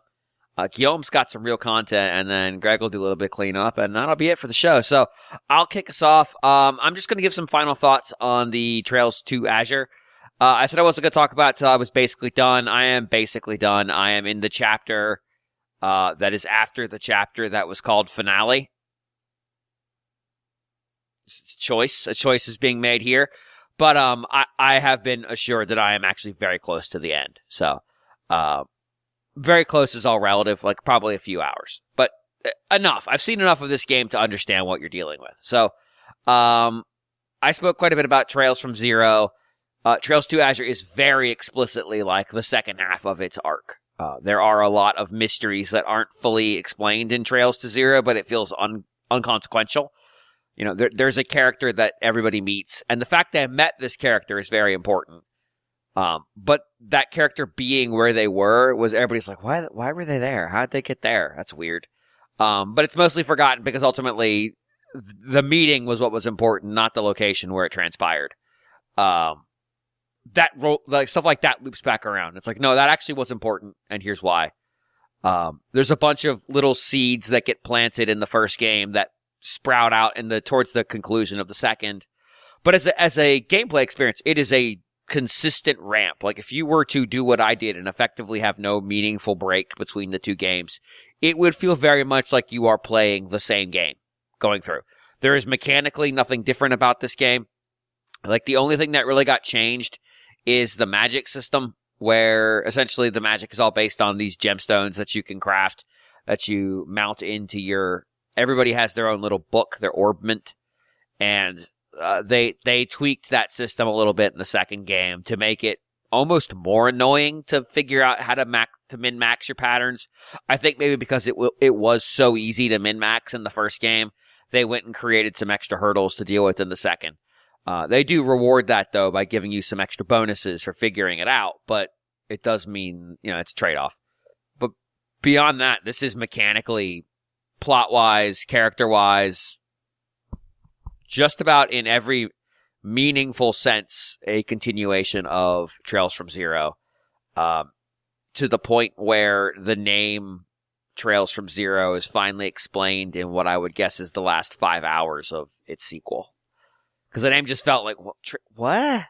And now there is actual, like, context for it, and I don't think this was, like, canon created in reverse to justify the name. I think they always had this planned out. So it feels very organic. It feels like a very nice arc from one plot to the next. It tells an interesting, weird story. It is a fair introduction to the world of these games. And of course there is the Cold Steel games that chronologically take place after it. They also were originally released after them because these were PSP games. And then there's another one that's coming out in like a month. I don't know, soon. I think it's the start of a new arc. But yeah, these are really good. And if you like fairly traditional JRPGs that have fun characters, like I said, the sequel, we get 2 more characters in our band of... I was calling them band of idiots talking about Trails from Zero. I'll say they're kids. They're like 18 to 22. And actually, there's one that's younger, like 15 to 22. They're dumb, but they're dumb in the ways that's appropriate. It's well enough written. There's some interesting stuff where I can tell that what the characters are saying in Japanese is getting pretty dramatically reworked in the English. Not like they're changing the plot, but like how they're characterizing the conversation. where it feels like the writers in the English one put more character in, which I actually appreciate. So it's these are good. They're relatively low energy. They're very second screen friendly. I watched the most recent documentary out of the Defunct Land last night while I played this, and I would say 70-30 to the documentary in terms of attention. But they're good on the main screen. They're good on the secondary screen. You know, if I've got a basketball game on, I can crank through 2 hours, but sped up, it's more like 4. You know, to be able to speed the game up and just play it at 1.5 speed is really useful for 95% of the stuff. There are a bunch of hidden quests. I didn't realize this until I was in the second game, how many of them there are and how much they can add to the plot. So I ended up using a guide for the last bit of the game only to make sure that I wasn't missing any hidden quests before I advanced the plot. So I would do everything. I would then search around for stuff, and then I'd go to the guide and go, okay, is there a hidden quest I'm about to miss? Because some of them are really cool, and there was a couple that I saw later that I missed, and I'm super bummed I missed them. Yeah, there's a lot in these games beyond just the surface layer. I like that your decisions from your first game, even things that don't feel like decisions, end up in the second one. Yeah, it's fun. If you like JRPGs, these are definitely among them, and they are chill enough vibes that you can get in there and play them. There's some nice music. I'll send Greg a selection at some point. Yeah, give them a shot. Like, they're regularly on sale. They're good. They're really good. I'm gonna guess I'll be in about, if I take into account the fact that I've been time accelerating, I'm going to guess by the time I clear the 2 of them, I'll be all in about 60 hours for 2 games. Which is pretty good, but I spread that out over 2 months. So, yeah. I enjoyed it. I had a great time. I'm not going to jump straight into Cold Steel. I'm going to wait, because there's 4 of those fucking things. I'm going to give myself a little bit of time on that, but because also Unicorn Overlord is coming out. But I do think I'll probably end up playing Cold Steel at some point. I don't know that I'll go back and play Trails in the Sky. By the end of this game, obviously I'm missing a lot of details. Because I think there's 4 of those as well. I got the high level details of the plot of those games. Because you meet a lot of the cast of those games, and they basically tell our crew what their role was in the events of the first series. I don't understand the problem. Like, they haven't actually told us what the problem was, but they told us the outcome of the problem and who were the people who caused it. And that's enough. Like, I get it. But I have no idea what happens in Cold Steel. So that I'm very curious to see that and then see the new game that's coming out. So yeah, definitely a strong recommend. I think it's a great starting spot for the series. It's a relatively low commitment because I think you can play Trails from Zero and feel like you had a complete experience. Because you did. You cannot start with Trails to Azure. You absolutely cannot do it. Do not attempt it. Do not try it. It is completely the wrong call. If you're going to do the Crossbell arc, you start with Trails from Zero, and then you could stop there if you're just like, hey, I'm done. Cool. You had a full experience of a game. If you're deep into it, go to the next game, have fun. You'll have fun. They're the same. They're the same game. The same game with an additional plot, 2 more characters. So yeah, that's it. That's all I've got. Guillaume. Yeah. So you said that you had you were rehashing some stuff, and I would have actual new business. But I'm here to tell you about finally how I actually feel about Actraiser Renaissance. I was hoping we would find out because I was left in suspense. Yeah, and I'm here to say that Actraiser Renaissance, it's a remake that exists. My name's Guillaume, and I'm here to say Actraiser Renaissance is today. There, yeah. Done. Bam. Man, wow. Bars. Dropped it. So basically, the problem with this remake is that it does too much and too little at the same time. All right. Well, it does too much, and that it does just enough so that you don't get the experience and the context of playing what the original game was. The ultimately, what they could have done was give us like maybe a collection of quintet, collection, and just given us the damn game that existed on the Super Nintendo. That would have been an option. They didn't do that. I think that would have been preferable to what we got. At the other end of the spectrum, they could have strived to give us, a game, a remake, basically like at least try to be as impactful as the original game was back when it was released. They didn't manage that. That would be really tough, but they didn't do it. What we got is basically Actraiser with a new coat of paint. So, so they went back, like I commend them. Like they went back to Yuzo Koshiro. Amazingly, he agreed to remake his music, something that never happens. And so they got him, and we got remixes of... I was sarcastic. We got remixes of his tunes, so that's pretty good. And I appreciate it, but did I need it? I didn't.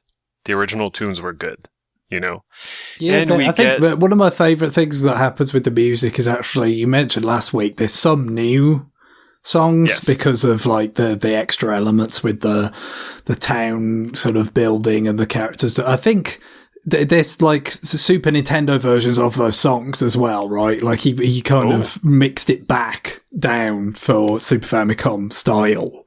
I think, anyway, it's been a while since I played it, so that, it would still work, that you could either have the old style music or the new style music. So, yeah, I thought that was a nice touch. Okay, yeah, I'm playing with the yeah, right, because it's in the options. You can change it. I just, put on the remixes, and I did not try the inverse. Yeah, that's a good point. Maybe I should try that. Maybe I would enjoy that more. Just because, of the novelty. But yeah, so the music got an upgrade, basically.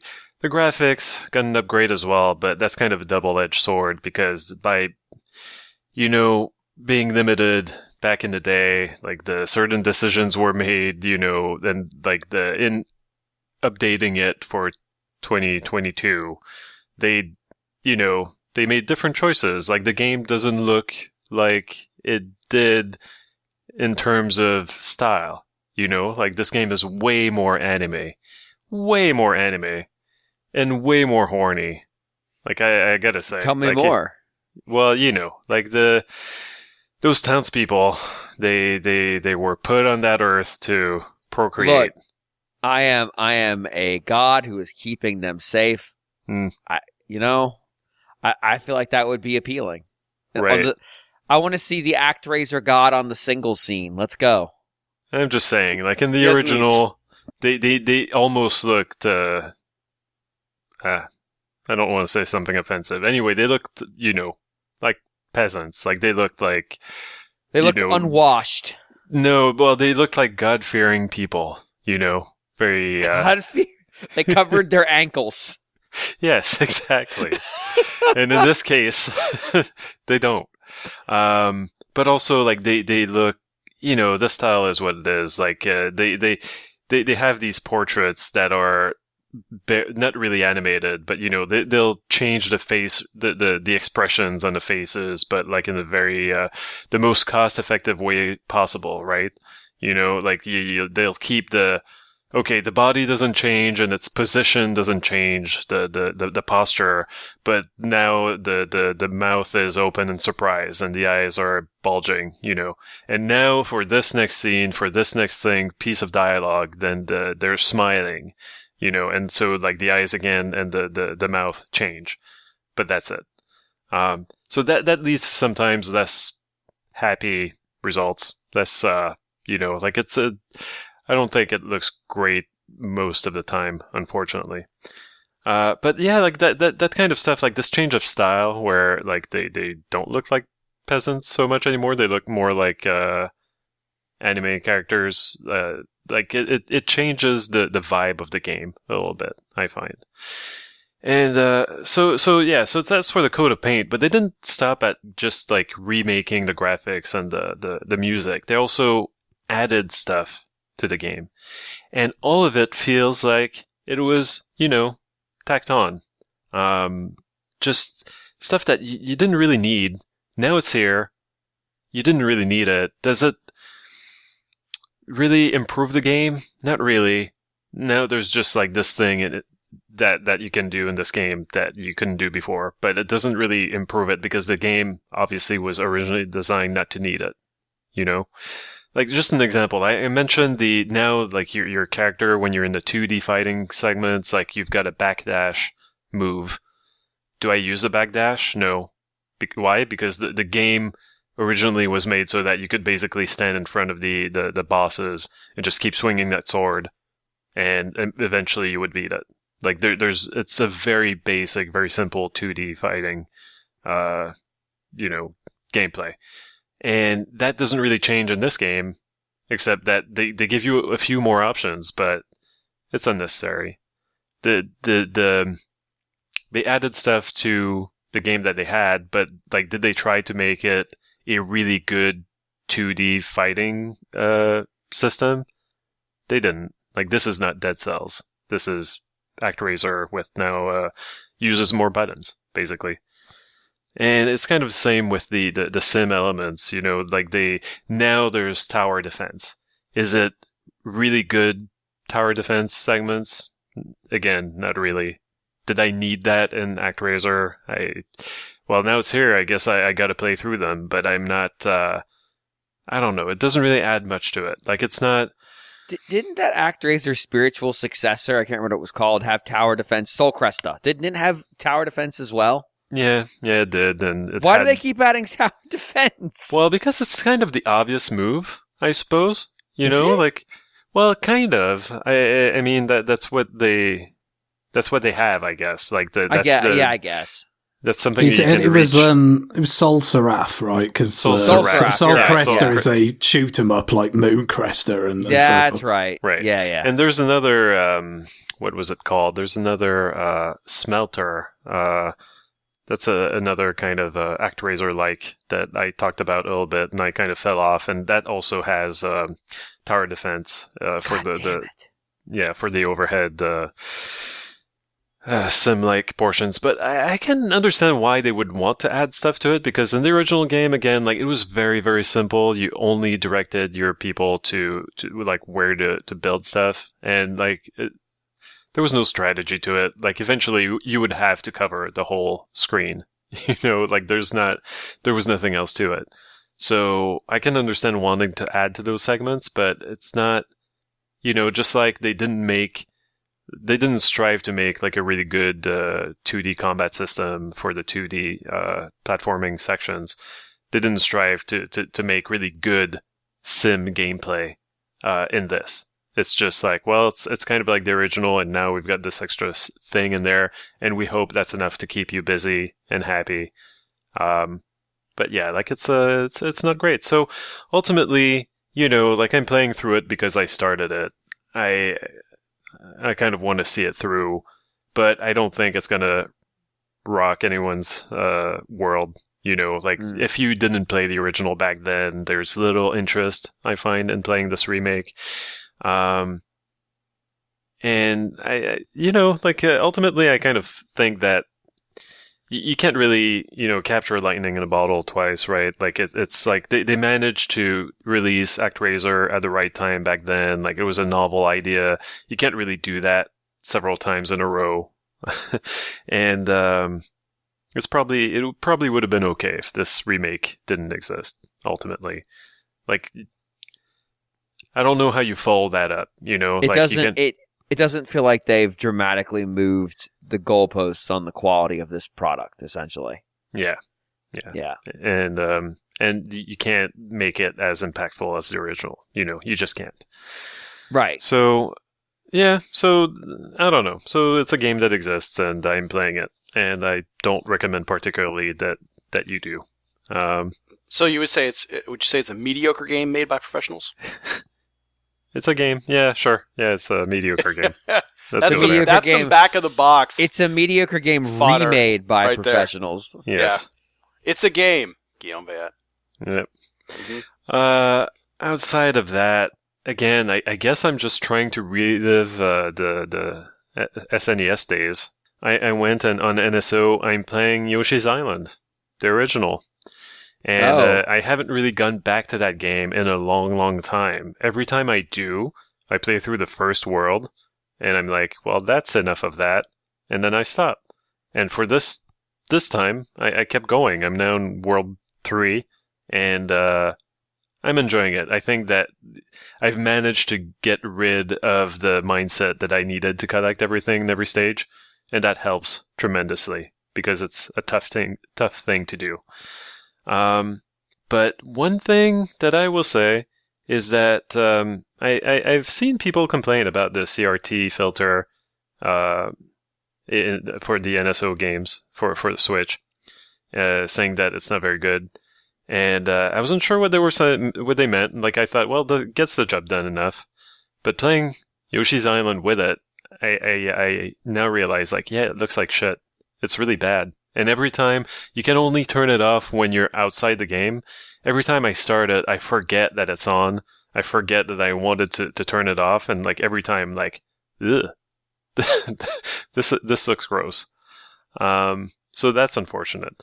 But outside of that, the game is fun to revisit. Like, it's very colorful. There's so many fun touches to it, you know, like I'm rediscovering like the fact that in the kind of the swamp-like worlds levels of I think World 2 or 3, there are like these little frogs just jumping around. Like they're barely recognizable as frogs because there's so few. They're made of so few pixels, but it's like they went out of their way so many times to add like butterflies and frogs and like all sorts of little details all over the place in these levels. It's really it's an impressive looking game behind the bad CRT filter of the NSO. There's some stuff that I didn't really question back then that really stick out to me this time, such as the transformations. You know, Yoshi can transform into a submarine, a helicopter, some sort of mold tank for some reason. Same. And when you transform, those transformations are timed. And you have, like this limited time to make it from the place where you transform to, like, from A to B. Like, A is where you transform into the helicopter, and you're trying to get to B before you run out of time, so that you can get through that section. If you don't make it in time to the B, to the section where you transform back into Yoshi, the game just pulls you back to where you started, to the transformation point. Why? It's really weird. Like, it kind of, this time I'm just wondering, like, why am I timed at all on this? It doesn't even make sense, because it seems like the punishment for not making it in time is to just like have to start over, except not really, because everything that you collected, all the red coins, all the flowers, everything, you still got. So you don't have to go out of your way to collect them this time. So really, it's just, there's no reason for it. Like, the game could very well just have let you explore, like, at your own pace, those like helicopter bits, and finish them when you wanted to finish them. And then you could go on your merry way, you know? So, just little design choices like that I didn't question back then, but now I'm like, there's no reason for this. Also, there's some stuff in the Yoshi's Island sequels that really annoyed me, that I guess I forgot were also in the original. Like, there are many, many segments where it's like, you make it one step too far, and then you realize, oh shit, I can't go back and collect that thing that I saw that I missed. There's at least one point where like I'm falling down, and then like I see like, oh shit, I needed to hug the left wall to get into this alcove when there's like these 2 coins, but I didn't do that. I can't jump back to that place, so now my chance is gone. Of course, like, this was before I remembered, like, oh yeah, I've got a rewind function on this one. But, so that would have helped. But yeah, like, it's a little bit annoying when you don't have that recourse.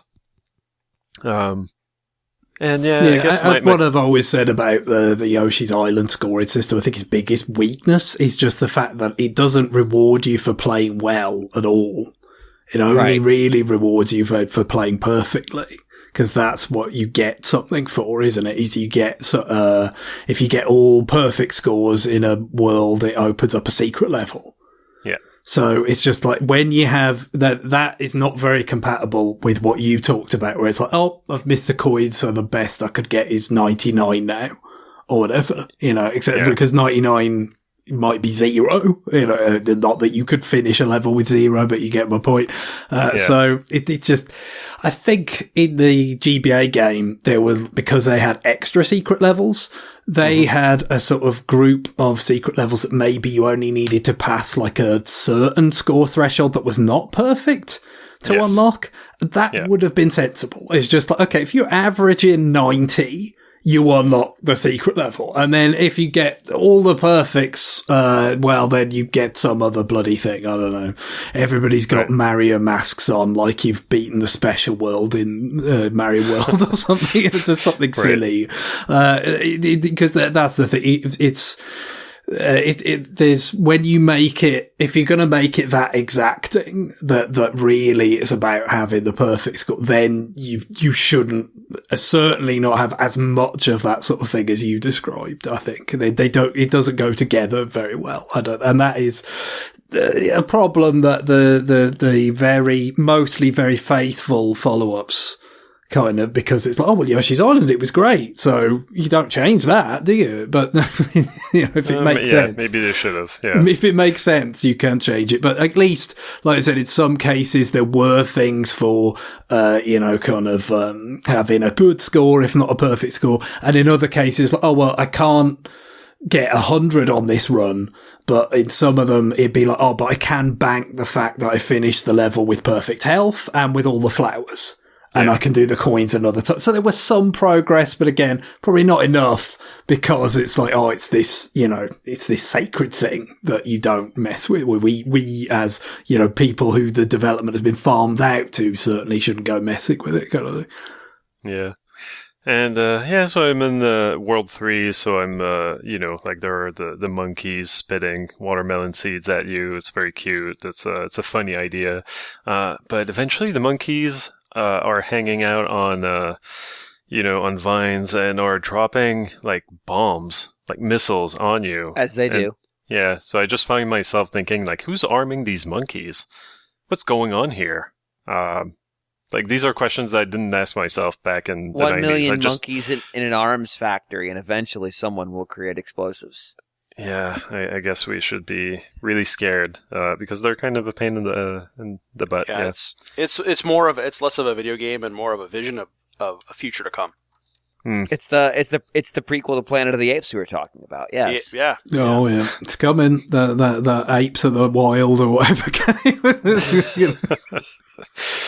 But yeah, as opposed to regular apes. I'm enjoying my playthrough this time. It's been a while. Like I don't think I actually played through it since the late 90s. So it's kind of a tough game to revisit because of those things that Greg mentioned. This fact that like you got to collect everything or you got nothing. To show for it anyway. It's best not to, because I think it's those secret levels. I mean, I unlocked them, I beat them back in the day, and that was, it was a time where you wanted when you're a kid, you'd wring every little bit out of a game, especially me, because we had import games, we didn't get many games at all, so it was like, no, I had it, so it didn't really affect me that much, but I think for the regular person, it's just like, especially now, I mean, you do have rewind, but also just you want to score well, you try and score as well as you can, but it doesn't really matter that much. You know what I mean? The problem is if you go all the way the other way, it's like do not care about collecting things at all, then the level design doesn't really hold up that well.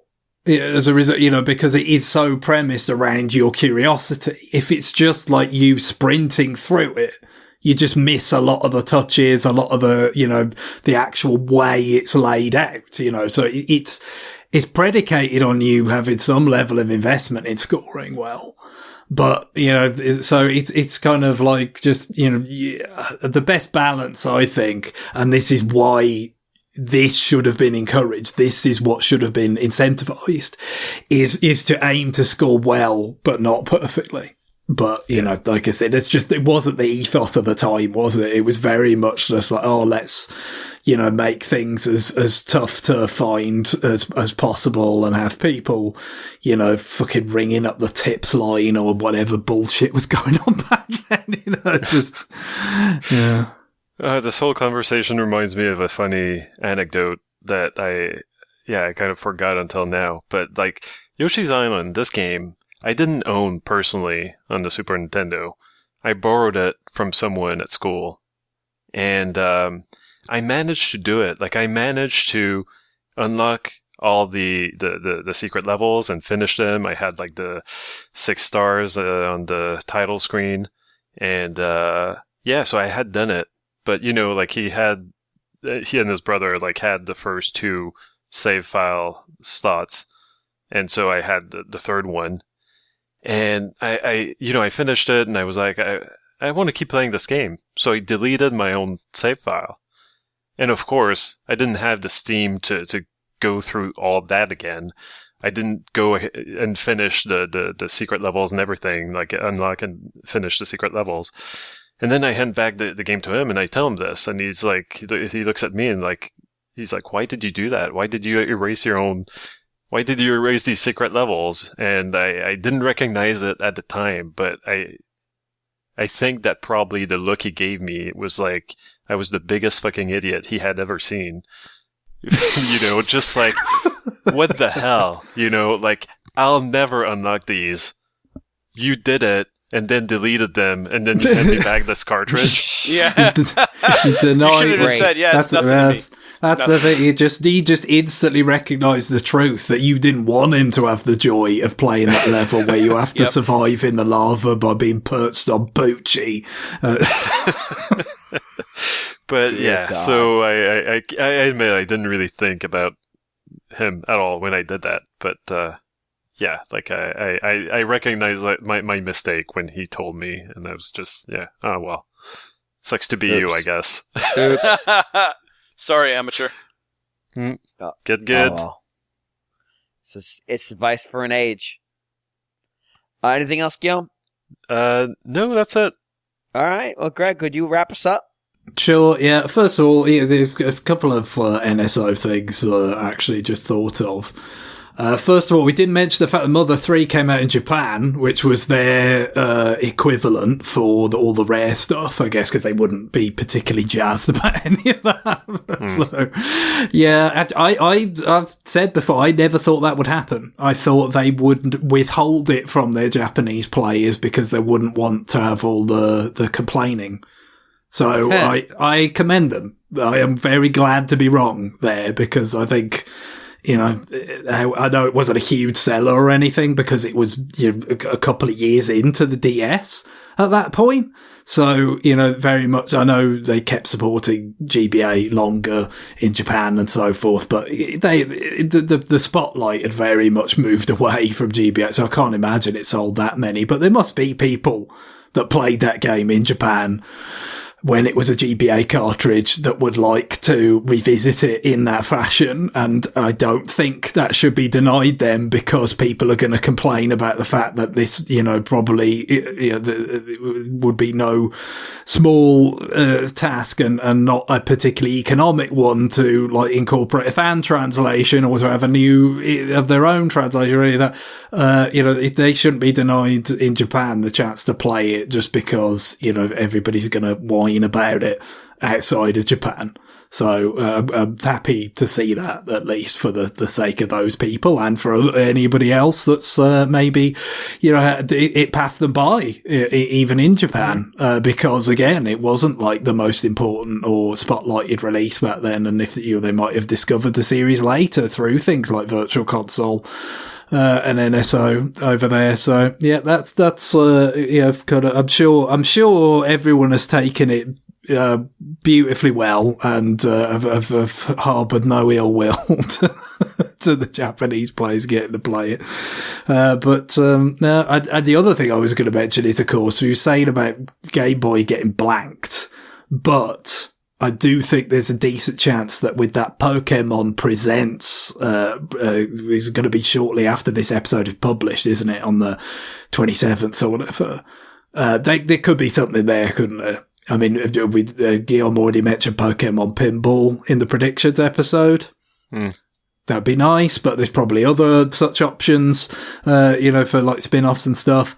That could be where Game Boy gets a look, because it's overdue, as we said. It's really, at least I guess, Mother 3 GBA for the Japanese players, but I haven't had that much, like I said, regular Game Boy action there. So, otherwise, I've finished off Prince of Persia: The Lost Crown. As I mentioned last time, we had that incident with the crash bug on a particular boss fight. I just surmounted that by whatever good fortune. It just stopped happening as we recorded last week. So, as I thought, wasn't that much further to go beyond that boss fight, and finished it off a couple of days later. Generally speaking, pretty pleased with how it came out. I thought, like I said, I think it's probably a little bit heavy on the combat for my kind of tastes, especially when you are exploring quite a sprawling world. It's kind of can be a little bit kind of but it can feel, and a lot of the time it's more, it's not as much of an impediment as it can seem, because if you really want to kind of just dodge past these, especially as you become increasingly mobile and versatile in your skill set, you could avoid it to a fair degree. And yet also, while it doesn't have a direct, like, numerical experience system in the vein of something like Symphony of the Night, killing stuff gets you the currency, these crystals that you use to spend on various sorts of ways of upgrading that we talked about last week. So you don't want to feel like you're avoiding it altogether, a lot of the time. So, it gets a little bit more of it, than for my taste at times. And it's quite involved, but it's, I think it's well executed combat. Like I said, it's more like, almost fighting game-esque, the way that you can chain together combos and build up a super meter and stuff. Like, even some of the abilities you gain as you go, like, start to fold into, like, ways you can, new ways that you can kind of extend combos and do even more damage and stuff. So that's cool. I like the fact that it's not just like a numbers go up kind of getting more powerful. Like, there is actually sort of new ways in which you can fight and get better. I wouldn't say I ever felt like I ever mastered the combat or whatever, and I played it on the second of, I think, 4 difficulties that you can pick from the start. Like, the top one is very obviously like, okay, this is for like the most advanced play. I was never going to pick that. So it was really, do I pick the second or the third one? And I did pick the second one, thinking like, if I pick the third one, am I going to feel like the combat would be bogging the game down too much at that point? So I was pleased with the decision ultimately to go with the second one. And like I said, it's unlike, say, something like the Castlevania Lords of Shadows, the sort of side-scroller Mirror of Fate that Mercury Steam made before they started developing Metroids. That was porting in the combat from a 3D character action game into 2D, and it just wasn't really that much of a fit. And even, that particular 3D game, it wasn't Bayonetta. It wasn't like fast and flowing type of like combat as much. And so, it always felt a bit kind of slow and affected the pacing more. This is, a super fast, kind of, versatile character that you're playing with here. So it's certainly, a combat that's, fits as well as that kind of thing can with this, kind of exploration based game. but I could see it being maybe, a little bit more kind of combat kind of dependent for, not for people other than myself, but ultimately I don't think it ever really drags down the experience. And I think some people that are more proficient in this type of thing may well get even more out of it and maybe get even more out of it on the higher difficulties, because I did notice just with the last couple of bosses and stuff, I think my, kind of collection of the gear, the upgrades and all that, I think had reached a point where now some of these later bosses were actually a bit easier than preceding ones, just because, I'd probably like mopped some things up and, got health expansions and stuff to the point where it did feel like, yeah, I'm still being pretty sloppy here. I'm missing this attack window. I'm failing to dodge this attack, but I'm not really paying that much of a price for it. So, if I just kind of get a few things right here or there, I'm still kind of prevailing over this boss, which, that's the nature of this sort of game. You know what I mean? I've certainly had that in some Metroid games sometimes where it just feels like, yeah, I'm, kind of just so armed to the teeth with missiles and, with enough energy tanks that like, did I play that boss well? No. Did I beat it? Yes. So, that when you have this kind of open-ended, where like, well, maybe you went around and explored and got a bunch of stuff. Maybe you didn't. It's tough to balance, in those scenarios. And I imagine, again, if you really want that kind of extra challenge, the higher difficulties are there. But I was happy enough without balanced out. I mean, I will say, when something really does feel like it's testing you to like really get it, and then you do overcome it, it can be very satisfying. I mean, I know some people had like quite strong issues with the end of Metroid Dread, being a bit too exacting. But I did really enjoy that boss fight. That was like when I beat Ravenbeak, I think it's called. It was like, yes, fuck you, which you don't really get that much these days. No. Because a lot of the time, if it is a challenge, I might just be too shit to beat it. But also, a lot of the time, games they don't want to alienate people, do they? They want a smooth ramp the whole way. Yeah, exactly. So there's something to be said for that. But equally, the way this ended up being a pretty smooth experience, I did feel like I was kind of getting rewarded for all the stuff I'd done, for all the exploration I'd done, all the platform challenges I'd done, and kind of all the ways in which I'd made the character better, and it was paying off. So I mean, there's nothing wrong about that at all. So yeah, I think it was pretty effective and enjoyable, kind of purveyor of this kind of gameplay overall, but with certainly enough of its own spin on it, even though it really does feel like it's just mixing in a bunch of elements from a number of different inspirations and sources, not just your kind of Metroids and Castlevanias. But although they're certainly, I think those two franchises are pretty well represented. But there's even like these like particular sort of attacks which you can parry, which result in an instant kill of the enemy, which are almost like Mortal Kombat finishers or something. Like not as gory as that, obviously, because good lord, they got ridiculously gory. Let's just have an X-ray into what's happening to this person's groin. What if I just remove the spine? As it gets deformed, whatever. No, but, that kind of flash and that kind of pizzazz and stuff, like, it feels like it's drawing in from a whole bunch of places and doing it pretty well, even while, it's trying pretty hard to, have a sense of its own kind of world and all that. There's lots of, like, journal entry type stuff and all that, building up the lore and everything. And the other thing, I guess, go back to the question we had a bit ago about thematic cohesion. Like this game, is trying to keep it, within the same sort of world and make it all feel like a place. But at the same time, it does manage to come up with some pretty kind of diverse locations and things as it's doing that. So I think that this actually straddled that kind of balance, the line really well of like, okay, we want it to be a world that's relatively immersive. they're making an effort with the storytelling and stuff and the lore, but at the same time, we don't want it to just be, oh, well, there's this sandy area and then there's another sandy area and all that. You know, they get enough variety of locations in there, and so some really quite nice, you know, moments of art direction and all that, some striking imagery. You know, very good work, and I enjoyed it quite a lot. So I've moved on from that now on to the Mario vs. DK remake, which is certainly very different, obviously.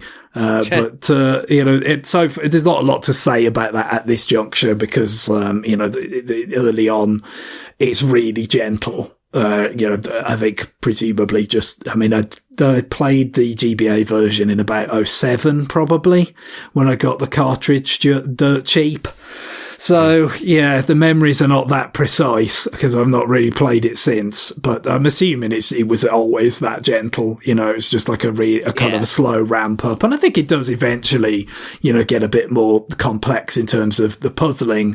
And then also, you know, just with the kind of timing and execution of things, you know, executing the solution, it gets a little bit tougher as well. So, yeah, I'll probably have some more to say about that next week. But as we all know what it is, and it's you know, so far the presentation seems like it's been nicely upgraded, which you know, you could already tell from the demo, and yeah, we all expected that. I guess the special mention should probably go to the music though, quickly, because that does seem a lot better without being sort of hamstrung by, obviously GBA was kind of tough on audio, wasn't it? Here you've got the live instrument sound, and it helps kind of embellish the kind of classic cartoon feel that I think they were going for with this quite a lot.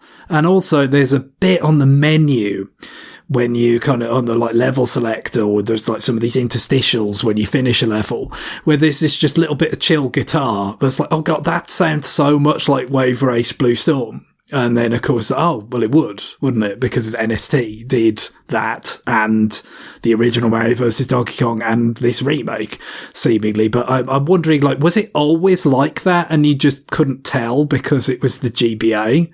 Or is it, you know, like the instrument quality was that much lower? Or is this like a new little bit that almost references Wave Race? I don't know. But it just stuck out to me as like, oh, that is some really sweet sounding, chilled out guitar in there. So it's, and all of it, like the bass and the brass and all that. It's, yeah, it big upgrade in that, as well as the visuals, as you'd imagine. Like the stuff that's meant to look kind of plasticky, like the things that are explicitly wind up toys, like they do, but then like Mario, you can see like the little stitch work on his clothes and the kind of glossy buttons on the overalls and all that. Like everything's a bit more distinguished rather than that kind of smeared low res pre-rendered look. It benefits a fair bit, even if it's hardly, yeah, the most stylish thing in the world compared with relatively soon after, you know, Super Mario Brothers Wonder, which obviously had a lot more kind of flourish to it than this does. Gotcha. Style and abundance in that game, whereas this is a more modest project, to say the least. Yeah, I did try quickly with Karen to play the co-op, the demo. But as you mentioned, Greg, like it's so gentle that there was really no point. I can't imagine that it was very interesting for Karen more than it was for me.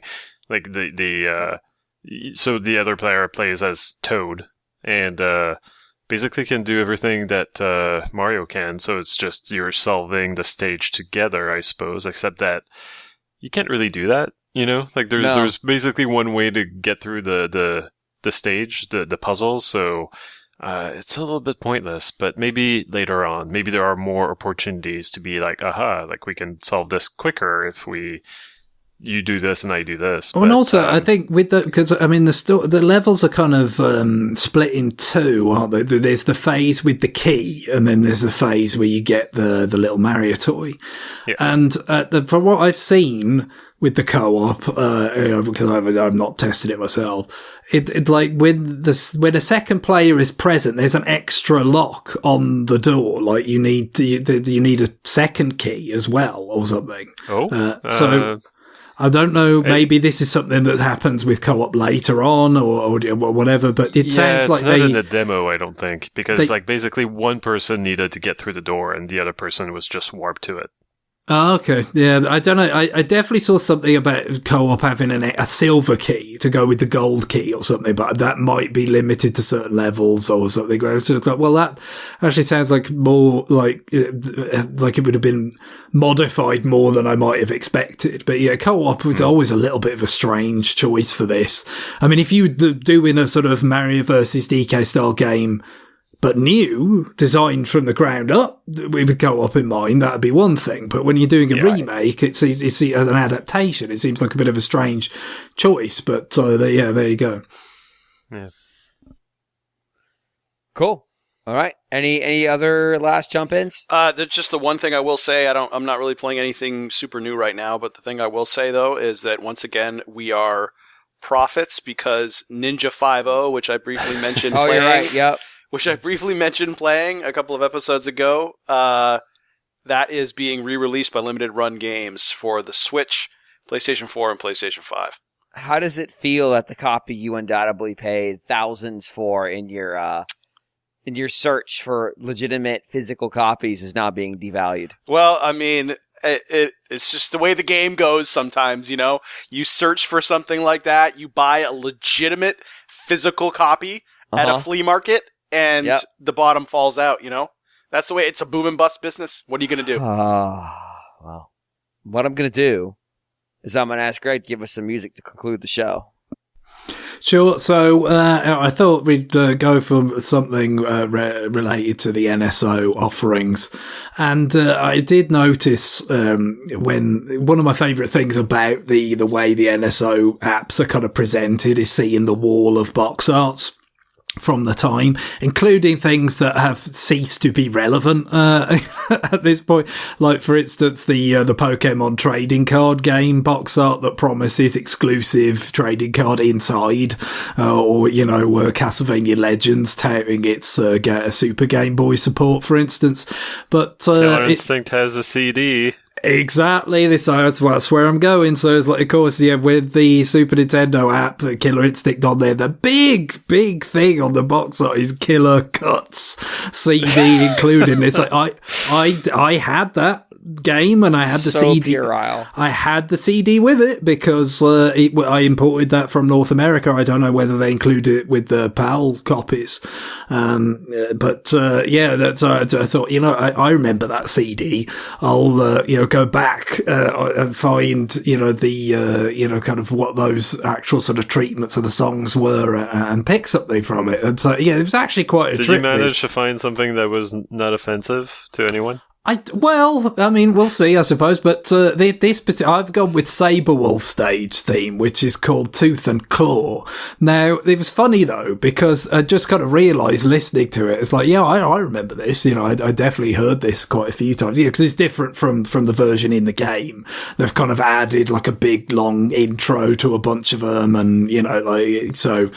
And a resolve rather than it just looping.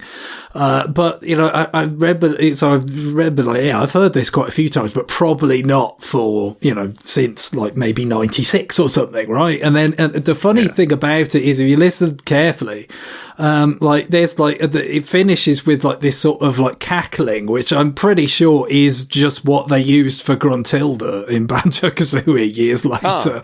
And like the wolf howl sound effect is just like, that's on Mad Monster Mansion. Like whatever sound effects library they use to like punch this version of Sabretooth's theme, to punch it up for this sort of soundtrack CD release is just stuff that they went back to for Banjo, was only 3 years later, wasn't it? So that tickled me because I probably had not heard this after Banjo came out until today. So there you go. But it's very, as you might say, Saberwolf stage, gothic theme, kind of almost feels like it could be, kind of Castlevania adjacent or something, very grandiose, but, and energetic. But, I think this had to be my favourite. None of the others stuck out the same way, but again, hadn't heard them in a long time, so maybe I'm being a little bit unfair, but I think it's a good one. All right. Well, and that is time for us to go. Bye, everybody. Later. Bye. Bye-bye.